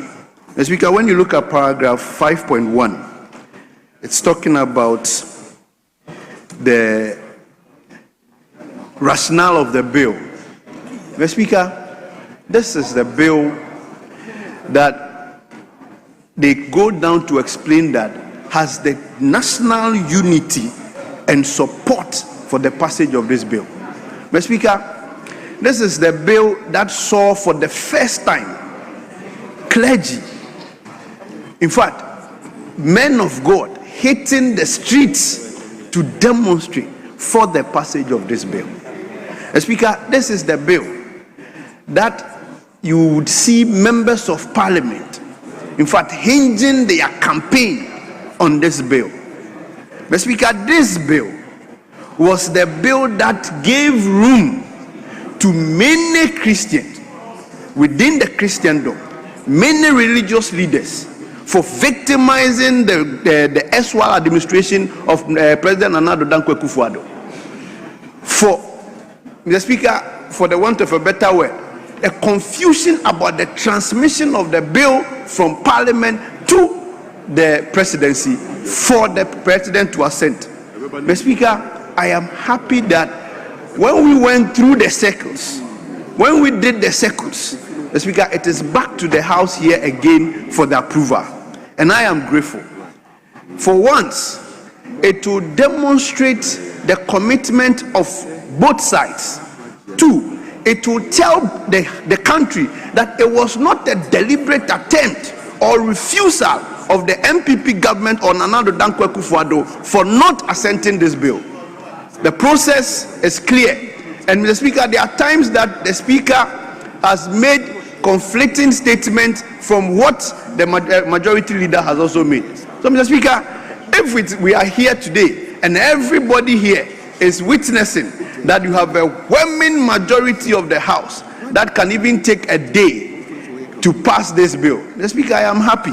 I am only urging that just like we passed the gold board bill, Mr. Speaker, just like we did the E-levy bill, just like we did other bills with certificate of urgency, Mr. Speaker, it is important that we add some urgency to this LGBTQ bill so that we can pass it just today. If it's possible, we can pass it today for the president to assent to it tomorrow so that it becomes a law.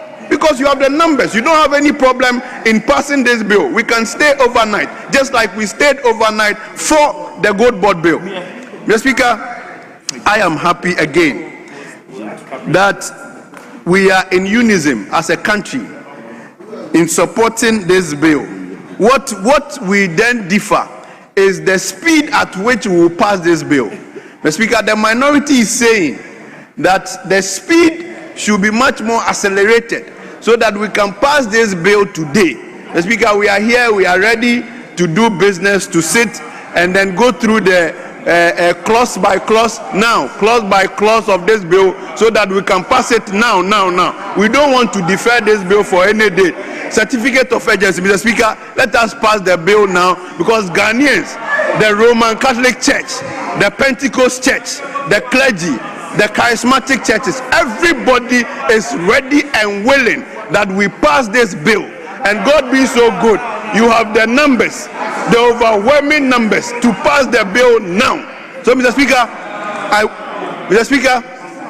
I want to say that even the Muslims, when they were celebrating their Salah, in fact, wish that this bill was passed today. So, Mr. Speaker, I will want to thank you, to thank the sponsors of this bill, and urge that the majority will sit today under 24 economy 133, so that we can have a session who would work from now till 12, and then another session will work throughout the night, and then another session will come and continue in the morning, so that we'll pass the bill and transmit it to the president, for the president to assent to the bill. Thank you, Mr. Speaker. On a serious note, who are the MPs coming in the night? Are we going to divide ourselves into three? Mr. Speaker, 133, so that we can have a session working now and a session working the other. Honorable James Agalga, you have the floor. Thank you, Mr. Speaker. Mr. Speaker, I rise to support the adoption of the report ably presented by the Vice Chairman of the committee. Mr. Speaker, if you go through the report, you would find that it is captured succinctly that this bill was previously passed by this House and transmitted to the President of the Republic at the time, who refused or neglected to sign the bill into law after it had been duly transmitted to his office. Mr. Speaker, I recall how the Executive Secretary to the President at the time issued a cease and desist order against the clerk to Parliament. In fact, the clerk was roundly ordered to cease and to desist from seeking to transmit the said bill to the President.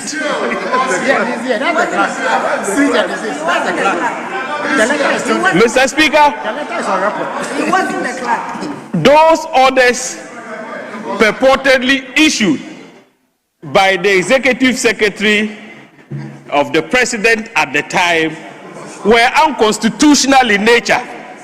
They were unlawful. They were unlawful orders which were not complied with by the clerk. Now, when His Excellency the President became seized with the matter, what did he do?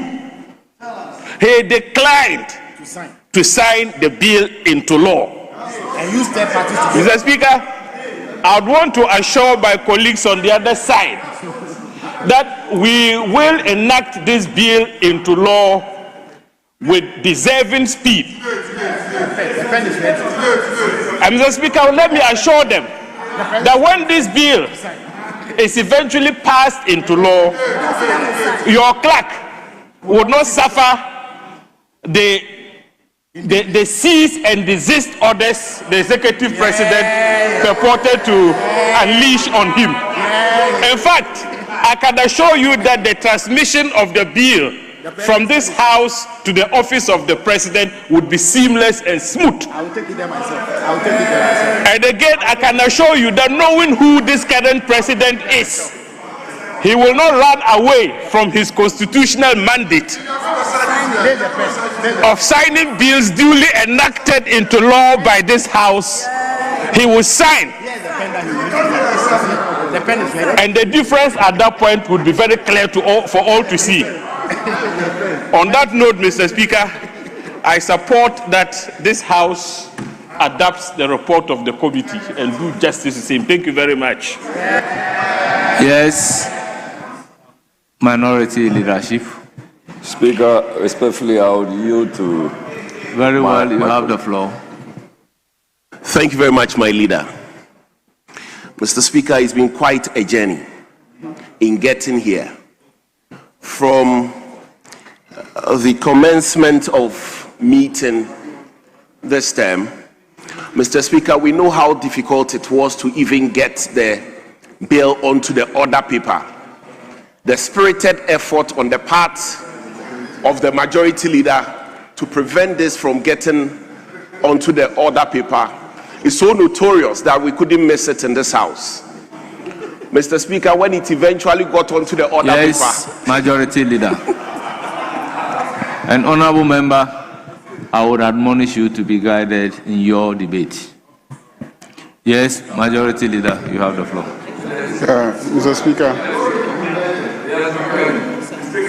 Mr. Speaker, so maybe you just withdraw what he said so that we can proceed. Very well, you heard the majority Mr. leader. Speaker, it was so notable. In place of the word notorious, Mr. Speaker, I introduced the word notable. Mr. Speaker, it was so notable that it could not be missed. Mr. Speaker, when it eventually got onto the order paper... Honorable member.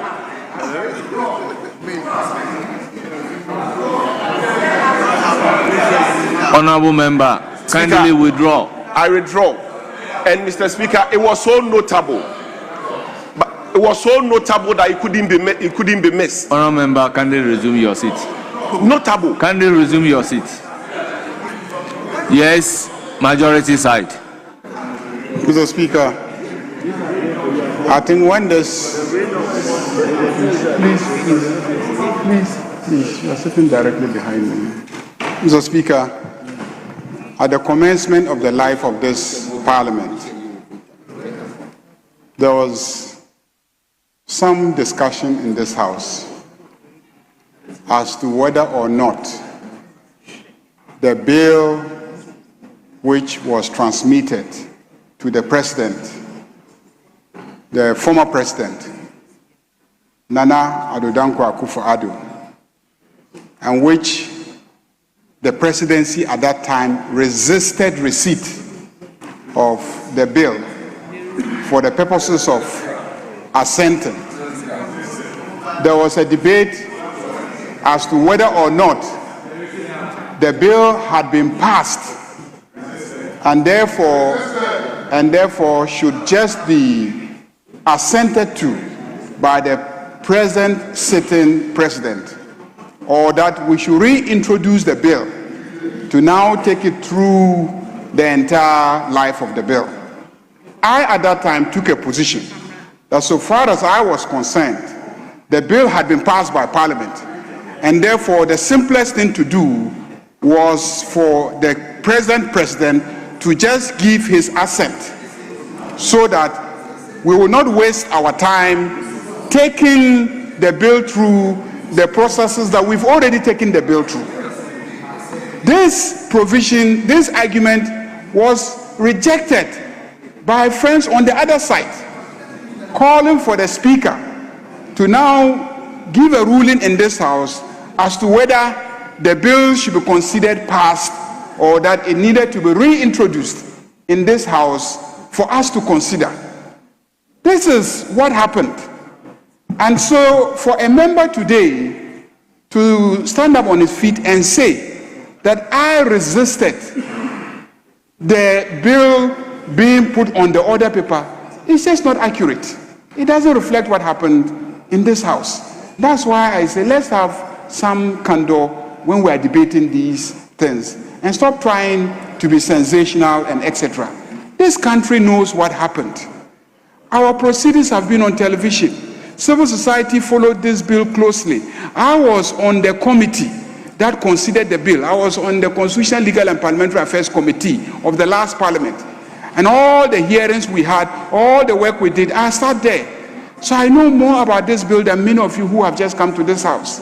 So, Mr. Speaker, please, let's not today try to be sensational and in the process misrepresent the facts. I still hold a view that so far as I was concerned, Parliament passed it, and the sitting president could have just done us the honors to assent to it, and by now the bill would have been passed. All this argument today that, the bill has delayed here and etc. If you had adopted my argument, this bill would have been assented to by the president, because at that time, the president said he was ready to assent to it. He was ready to assent to it, and is still ready today to assent to it. Honourable members, at the time material, I was the ranking member for Constitutional, Legal and Parliamentary Affairs Committee. I am privy to the debates that the majority leader is speaking about as to whether the bill not having been assented to in the life of that parliament, the bill lapses or it still remains a bill to be forwarded to the current president to assent to.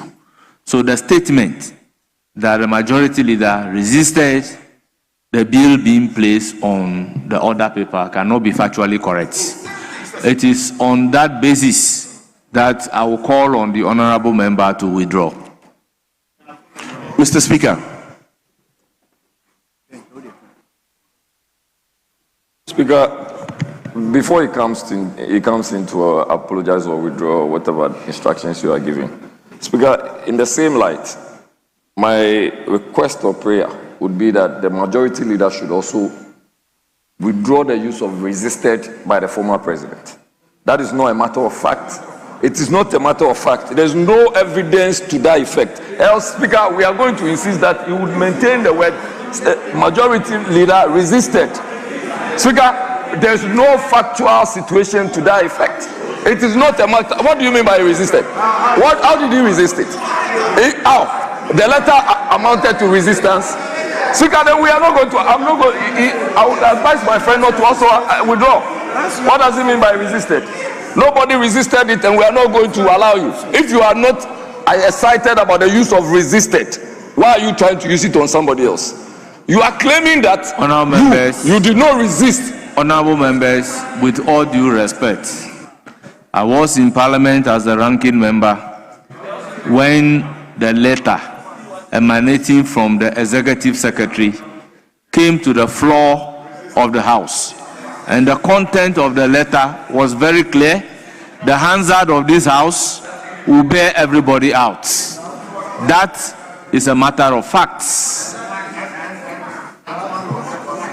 Speaker, unfortunately, you have been drawn into a debate. And Speaker, I do not think that is fair to this side. Speaker, you cannot say for a fact that Nana Addo Dankwa Akufo-Addo resisted assenting to the bill. If there are legal processes and same had to be followed, Speaker, it does not amount to resistance. The majority leader is finding it offensive for my colleague to say that he resisted for the same bill to be tabled. And Speaker, it doesn't matter.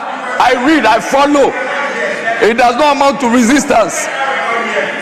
Majority leader was the one who resisted. He resisted. And that is factual. Well, I don't think I am getting into the debate, but just drawing the attention of the House to a matter of facts.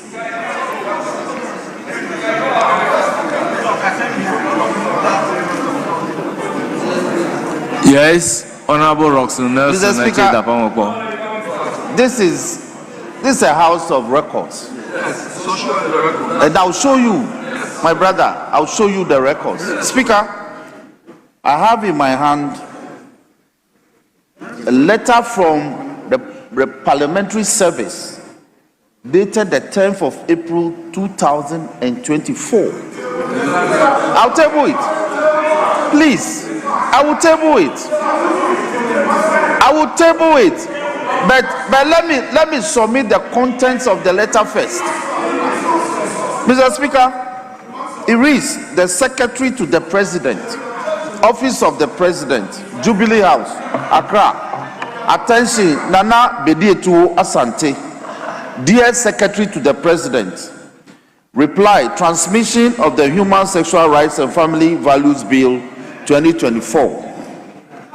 I am writing to acknowledge receipt of your letter number OPS 140/1/24/235 dated 18th March 2024 on the above subject matter and received in my office on 19th March 2024. I have taken note of the contents of the letter, particularly the text in the last paragraph, which states that in the circumstances you are kindly requested to cease and desist from transmitting the bill to the President until matters before the Supreme Court are resolved. Please, Jerry, please,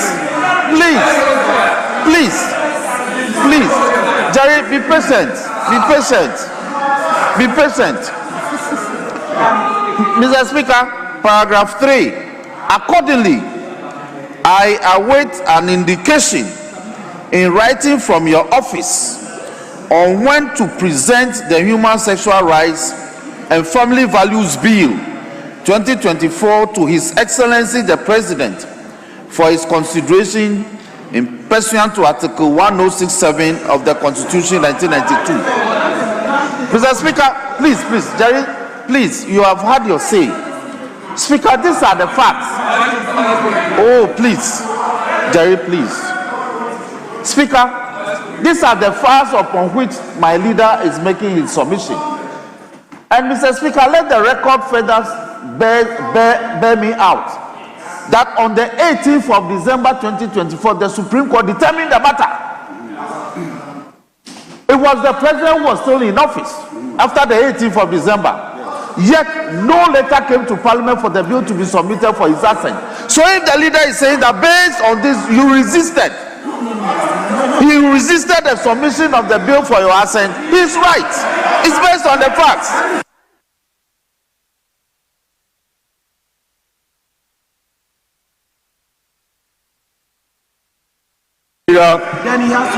Speaker, first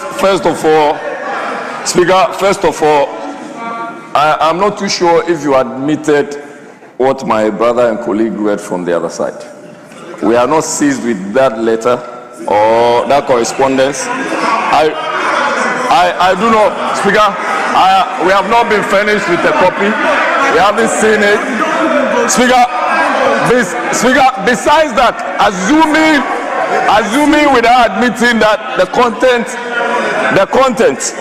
that he read is a content we should work with or run with, Speaker, it tells you something which is critical. And as legal practitioners, fortunately for my colleague who is also a lawyer, he understands that what has to be obeyed is the decision of the Supreme Court. Was he saying that the president was supposed to have moved ahead of the Supreme Court's decision? Is that what he's asking? Did he also say that? Did he also say that the president said, until the determination of the matter, do not forward any further correspondence. Do not forward any further correspondence on this same matter to my office. And he comes here to say that that amounts to resistance. That is wrong. Speaker, No, writing that, no. How does that amount to resistance? He says, cease furnishing me with the same content until the Supreme Court has dealt with the matter. Speaker, if you don't see this as a lawful precedent, if you don't find this president as lawful and a respecter of the law, then what are you talking about?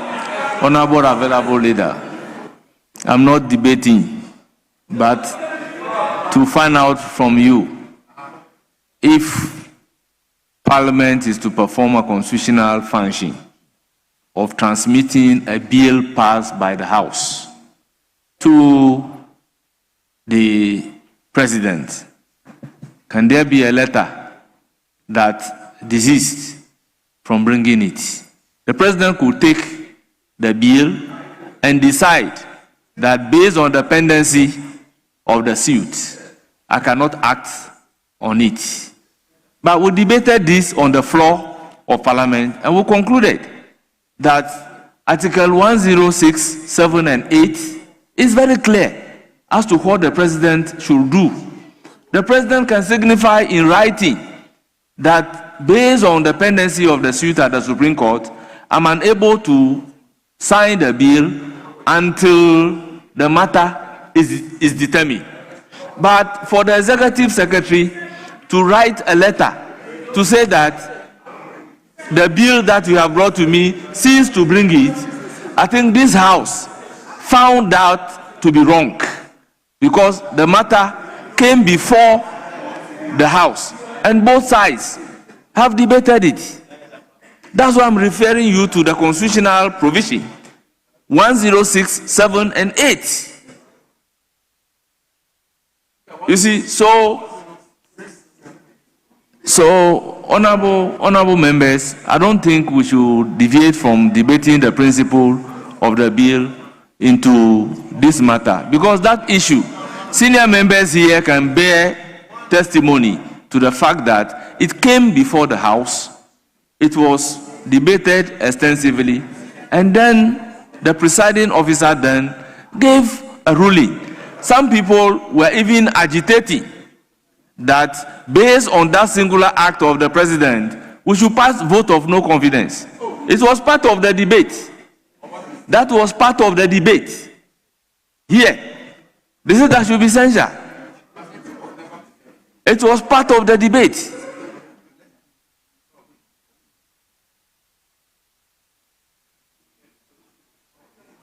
Please, I indicated that you make a factual, you make a statement which is not correct. So kindly withdraw. Mr. Speaker, for education, I just want to see clarification. For education, I need some education from you. Thank you, Mr. Speaker. Mr. Speaker, you know I wanted to be sure of the provision of the Constitution you quoted, which is 106, 6 and 7. I said 7 and 8. 106, 7 and 8. Okay. Mr. Speaker, the point I just need clarification, or you just made a point about vote of no confidence. The Constitution is clear. It says where a bill passed by Parliament is presented to the President for assent. That's presented to the President. In that particular instance, was the bill presented to the President? No. My brother, the historical incidence was that it was when the bill went there that attracted that response from the Executive Secretary. Mr. Speaker, I don't intend whatsoever, just for education. The letter the Majority Chief Whip read, the letter was clear, said desists from presenting because the matter is before court. And the Constitution is clear that when the bill is presented to the President, and therefore, Mr. Speaker, my contention and further clarification I seek from you is the bill, by the proper interpretation of this provision you quoted, was not presented to the president. No. And if it was presented to the president, the secretary to the president would not have said that they should desist from presenting it. The letter read was in response from what came from Parliament to the presidency. It was a response.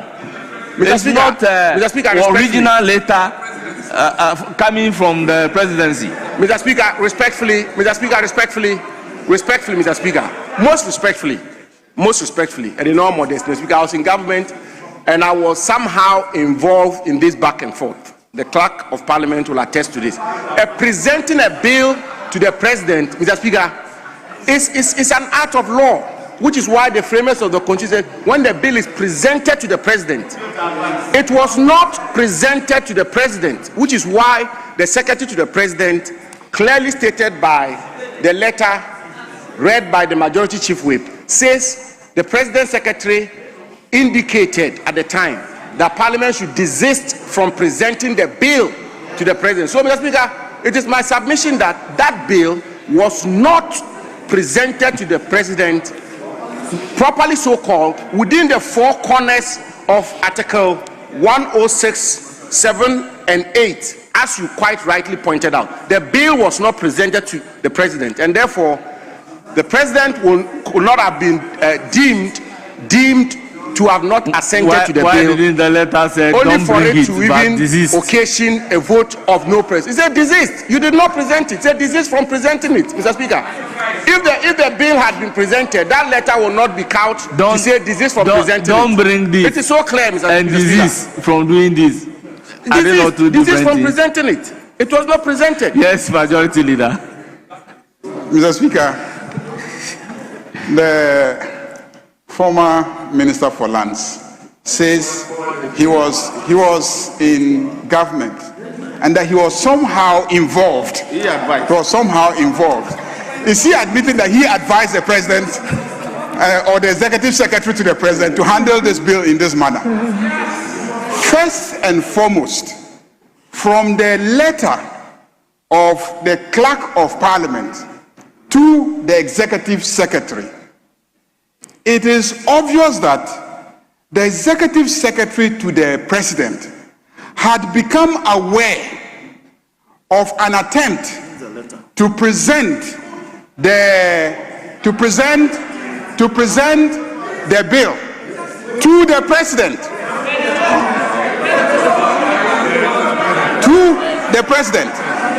Now, once the executive secretary to the president communicates to the clerk and tells the clerk that don't attempt to bring the bill here. Is that okay? Don't attempt to bring the bill here. That is the Every reasonable bystander will impute constructive knowledge on the part of the president of the existence of a bill that was being presented to the president, except to say that the presidency was given an indication that it did not want to receive the bill for the assent of the president, and they were given an excuse that the matter was before the Supreme Court. The matter came to this house, and this house was clear that the Constitution, let me read it. Transmission of the Human Sexual Rights and Family Values Bill 2024. Transmission. This is coming from the office of the president.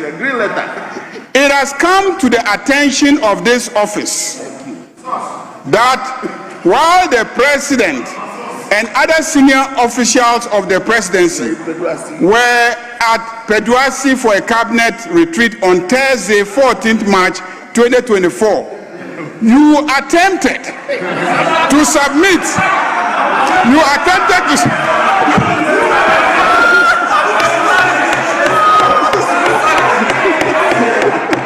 Mr. Speaker, you attempted to submit the Human Sexual Rights and Family Values Bill 2024, the bill, to Jubilee House for the president to signify his assent or otherwise to the bill. Please, the president is at the Jubilee House. So why else was it presented? The president is at the Jubilee House. The clerk of parliament, in looking for the president to present a bill to him, cannot be going to Makola. He cannot be going to Accra Sports Stadium. Even if the president is attending a function at the Accra Sports Stadium, he can only go to the Flagstaff House, the Jubilee House, the official residence. And for years, we've been passing bills. The clerk does not carry the bill and go and hand over to the president directly. He doesn't. He carries it. Listen, he carries it to the secretary to the president, and they arrange the days when the bill will be assented to, and then he comes and sits there. In this instance, don't bring it. He was being told that he should dare not bring it. Don't bring it. Don't bring it to this Jubilee House. So, Mr. Speaker, if I say that there was a resistance to the bill being presented to the president, it is an accurate reflection of what happened in this country. But, Mr. Speaker, I don't even want us to waste our time. Ghanaians were in this country. They know what happened. They saw what happened, and they voted based on what happened. They voted based on what happened.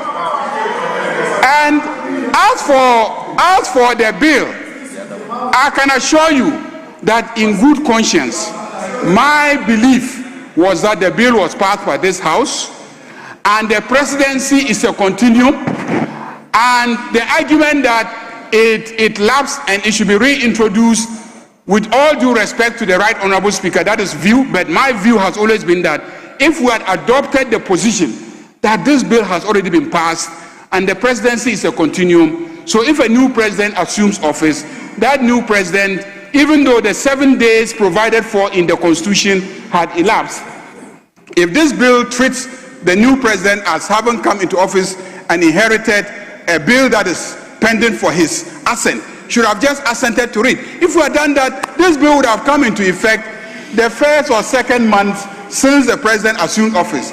But this debate went on, and there was a discussion, the matter was raised in this House, and the Speaker ruled. So we're all guided by the ruling of the Speaker. It was referred to a committee. And the committee has just brought its report. Even this report, I am the one who is insisting that the report must be taken, even though the chairman of the committee is in Jeddah, he's not around. So I insisted that the vice chairman should come and present this report, and I am insisting that the clerks of, the sponsors of the bill, this morning I said, call all the sponsors of the bill, let them be in this House, because it is my commitment that in the next 2 weeks, we must pass this bill. We must pass this bill. I don't subscribe. I don't subscribe to people sponsoring a bill and abandoning the bill halfway. I insist that those who are sponsoring this bill must make themselves available in this chamber and be committed to the bill so that we can pass it expeditiously. I cannot, in good conscience, stand against this bill. So, Mr. Speaker, the honorable member, I believe, is carried away by the excitement and euphoria in the House. But I just want to place it on record that I never resisted this bill being reintroduced in this House. It is, as for Ay3hu, the letter that his executive secretary wrote remains living testimony to the fact that there was a resistance to the bill being presented to the presidency. There was clear resistance, and it is documented. It is documented. If the clerk had just been told at the entrance, oh, the president is not available, so you go, when the president comes, we'll call him, there would not have been any documented evidence of the resistance. In this instance, apart from asking him to go back to Parliament, it was followed with a letter. It was followed with a letter. So clearly there is evidence of resistance. I don't know if the ranking member for Foreign Affairs participated in advising on a matter like this. But he says that he was involved. Yes. He says he was involved. Yes. But I don't know if he advised. He advised such conduct. He was in the thick of affairs. But he is admitting today that he was involved. We want to know the extent of his involvement. Thank you, Mr. Speaker. Mr. Speaker, I really thank you for the opportunity. And I want to thank the Honorable Majority Leader for settling the matter. Mr. Speaker, the Majority Leader is put on record, this is a House of Record, Hansard has captured it, that there was an attempted presentation. Mr. Speaker, you are a senior lawyer, he's a senior lawyer, and therefore there was no breach of Article 106.7. There was no breach, absolutely. The Majority Leader himself has said that there was an attempted presentation, and indeed, Mr. Speaker, that is the point I was making. The clerk to Parliament, Mr. Speaker, when he's presenting bills to the President, in fact, in today's Ghana, President Mahama actually organizes a whole media ceremony. Media soiree, if I may put it that way. Media, Mr. Speaker, with a clerk by his right-hand side. And then the relevant sector minister on his left-hand side. Mr. Speaker, with an executive assistant, presidential staffers, about 5 of them behind him, before a bill is presented to him, and then he assents to it. Mr. Speaker, it is therefore our submission from this side of the House that no bill was presented to President Akufo-Addo.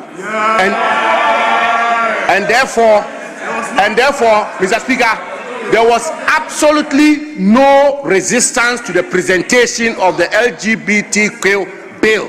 The Majority Leader himself has confirmed that, he has said it clearly, and it's on record. Hansard has captured it. And Mr. Speaker, I get the point you were making. You were really proceeding on the back of 106.7 and its proper interpretation. And you are right. You are very right to say, Mr. Speaker, that when a bill is presented to the President, and the President has issues with the bill in whole or in part, 106.7.8 spells out clearly what the President should do. But in this case, there was no such presentation, there was no resistance, and the bill was not placed before the President. Mr. Speaker, but the Majority Leader makes another point which is quite profound. He says on this floor, captured by Hansard on record, that he disagrees with the ruling of the Speaker. And as a matter of fact, that he disagrees with the President. And that President John Mahama, when he came into office, all he should have done was to assent to this bill. Mr. Speaker, I want to also submit, Mr. Speaker, that the matter of LGBTQ was a major issue in the run-up to the 2024 election, and we all know that. The NDC made a categorical promise to the Ghanaian people that if voted into office within 24 hours, President Mahama was going to assent to the LGBTQ bill. His Majority Leader is on the floor today, on record, making a clear legal and procedural submission that President Mahama had no business, had no legal basis, and that procedurally, President Mahama was wrong not to have signed or assented to the LGBTQ. Mr. Speaker, and therefore, the vote of no confidence you indicated pursuant to Article 106.7 of the National Constitution, if there's a president which this House should debate a vote of no confidence in, pursuant to what you indicated from the teachings of Article 106.7, Mr. Speaker, by the submission of the Majority Leader, is his president. It should be His Excellency President Mahama, who has refused. Can I seek clarification from you? Mr. Speaker, can I seek clarification from you? Please. If upon resumption of office, this House is to take decision whether to present the bill as passed to the President to assent, or because that Parliament elapsed, the bill must go through this Parliament. And as we speak, the one passed has not been presented to the current President. How would the current President take decision whether to assent or not to assent? So the argument that you are making, Mr. Speaker, the question you asked is a very brilliant question and a very profound one. Mr. Speaker, I hold the view, contrary to the view of the majority leader, that a parliament is dissolved with all of its acts. This is my view, respectfully.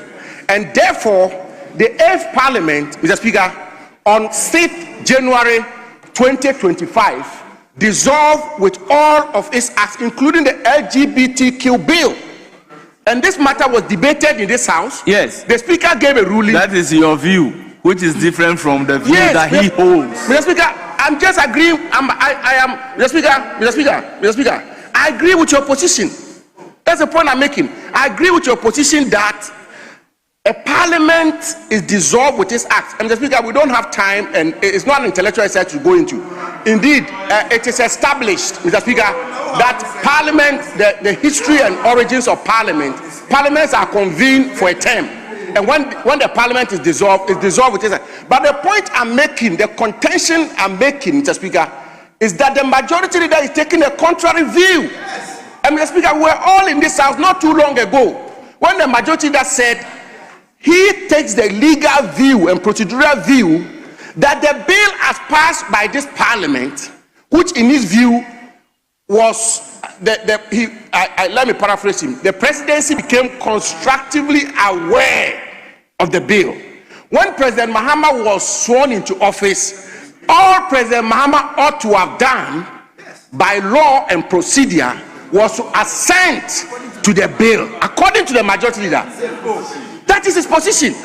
And I'm saying, Mr. Speaker, that you respectfully indicated that there was even a suggestion that a vote of no confidence be passed in President Akufo-Addo pursuant to Article 106(7) because a bill was presented to him by this House and he failed, refused, and or neglected to assent to it. I'm saying the person that we should pass a vote of no confidence pursuant to his submission is his own president. They can play my voice to you. What I said was that what the president should have done is in Article 106, 7, or 8. And the matter has been debated on this floor. And people are of the view that instead of asking, don't bring the bill to me, he could have accepted the bill, exercised the constitutional function. Can you hear me out? Exercise the constitutional function to assent or not to assent, and use the pendency of the suit as a reason for his inability to assent. But the letter that don't bring the bill was problematic. This was debated on the floor, and people are of the view that such a letter emanating from the presidency must warrant vote of no confidence in the president. That was the debate on the floor. Mr. Speaker, well, I was not presiding to be called upon to rule on it. I would have done my ruling. If I may just conclude in a second. Mr. Speaker, in a second. I conclude by saying that, Mr. Speaker, this matter, in my view, is being adequately settled by the honorable majority leader. Mr. Speaker, the majority leader has made it abundantly clear that the president ought to assent to this bill, and therefore all that we are doing, Mr. Speaker, in the view of the majority leader, is quite unnecessary. And I want to conclude by saying that, Mr. Speaker, the majority leader rather should apologize to his president. He should be apologizing to President Mahama. He's taking a dramatically contrary view from the view taken by President Mahama. When the Catholic Bishops' Conference paid a courtesy call on President Mahama, the excuse he gave for not passing the LGBTQ bill was the fact that the bill dissolved with the dissolution of the 8th Parliament. Based on the ruling of the House. Yes, but his majority leader is on record here and on hazard, making the point that he disagrees with his president. He disagrees with President Mahama. Mr. Speaker, the truth is that the LGBTQ matter was just used as a political football by our friends from the other side. And they say vindication is in the womb of time. Give time some time. 18 months into the administration, they've not passed the bill. They brought a bill which I take the view is dramatically different from the bill passed by the 8th Parliament. I think we've all heard the majority leader loud and clear. What he said was that his view is that we should transmit the bill to the president as passed. But the Right Honorable Speaker gave a ruling which he disagrees with. That's what he said. He never mentioned the name of the president. Mr. Speaker, we all I've heard you a lot. You should apologize to us. Let me hear. You should apologize to President Akufo-Addo, apologize to President Mahama, apologize to this House, apologize to the Speaker. Please, kindly resume your seat. President is clear. The LGBTQ is not there for politics. Honorable Jinapo, resume your seat. Thank you, Mr. Speaker. Yes. Mr. Speaker, unlike you, I do not fear to disagree with my president. And my president is such a tolerant president that he has no problem with disagreement.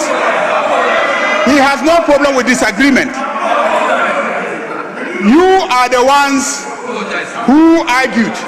Listen to yourself. Please, listen to yourself. You are arguing strenuously that the bill was not presented to the presidency. You are arguing strenuously that the bill was not presented to the presidency.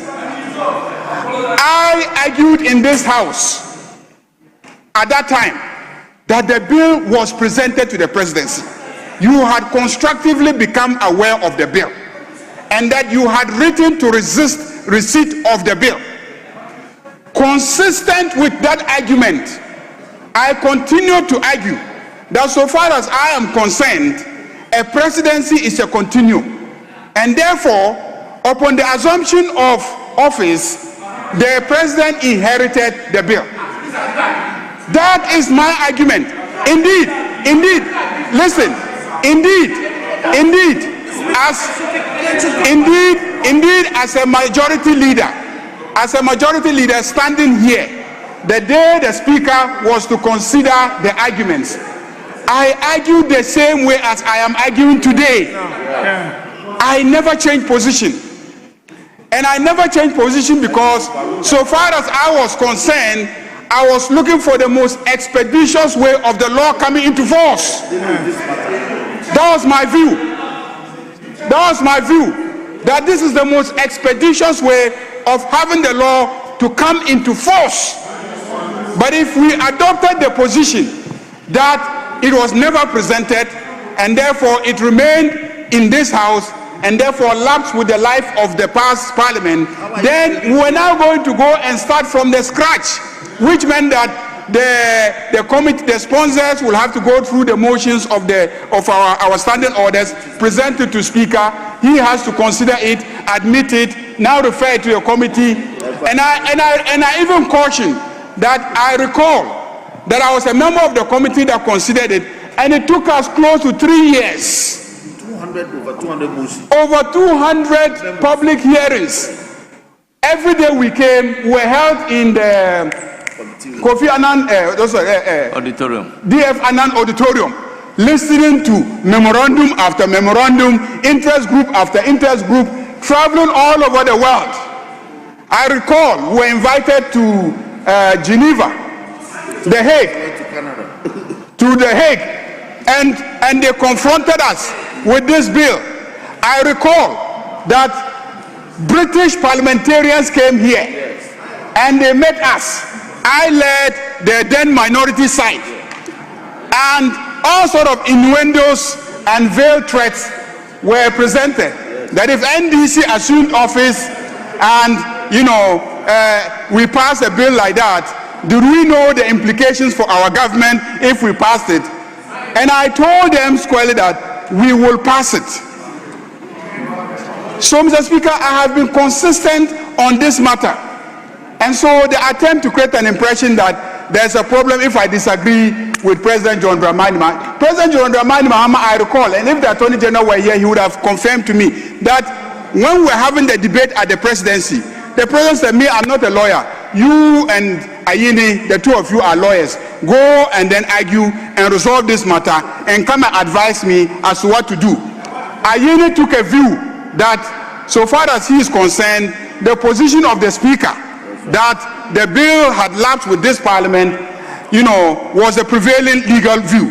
I was of a different view, and I told the President, and the President recalls it.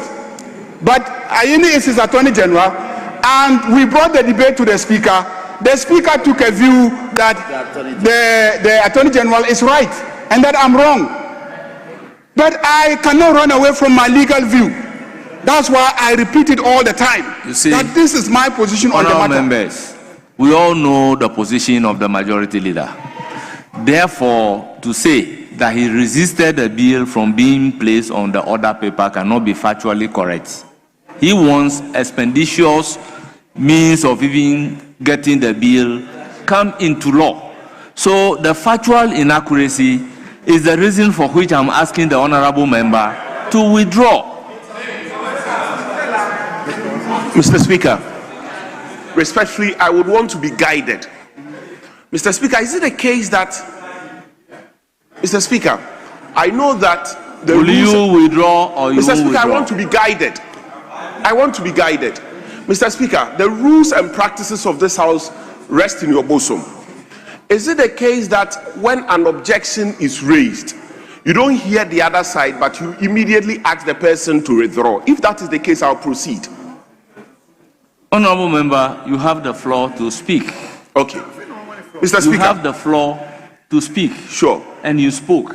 The practice of the House is that when you make a statement and your opponent is offended by the statement that you are making, they will throw the statement back to you that, look, you have said ABCD, the member is offended.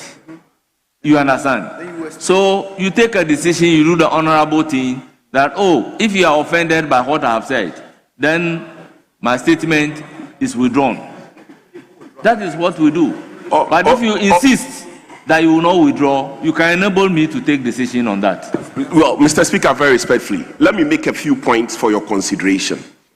Mr. Speaker, from the submission made by the learned majority leader, Mr. Speaker, what is clear is that he had a view for which he thought that we should not debate the matter. And so the bill should not get onto the order paper. Mr. Speaker, that is resistance. He never said so. For good reason. He never said so. Mr. Speaker, that is resistance. Honorable member, will you withdraw? Mr. Speaker, I'm saying that. Kindly resume your seat. Resume your seat. Mr. Speaker, if you insist, I'll withdraw. Yes, resume your seat. Yes, it's now the turn of the majority side.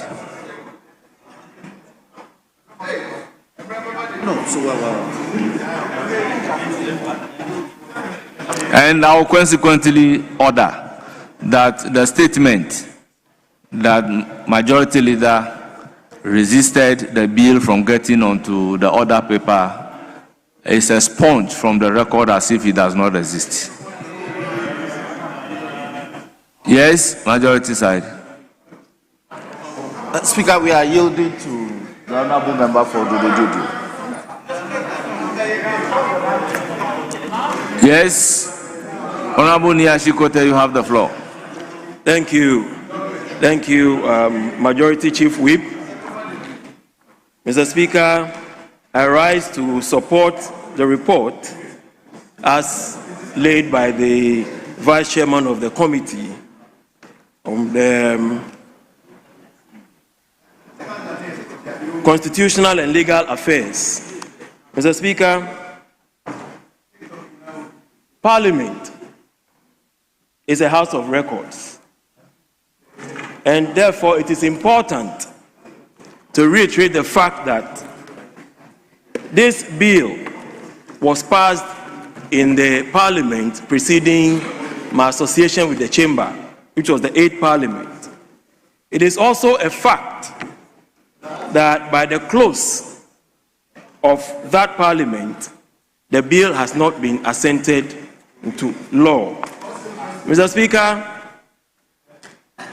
this bill has the hearts of Ghanaians following. This bill has been an eye-opener, very educative, and has gotten our traditional authorities religious authorities, and Ghanaians at large shown utmost interest. Mr. Speaker, there have been concerns that as a country we need to take a stand. I must say that it is important that the report, in fairness, covered the exemptions that are most necessary due to biological reasons. For example, a case of intersex, where persons were born with hormonal complications or chromosomal complications, away from the XX and the XY that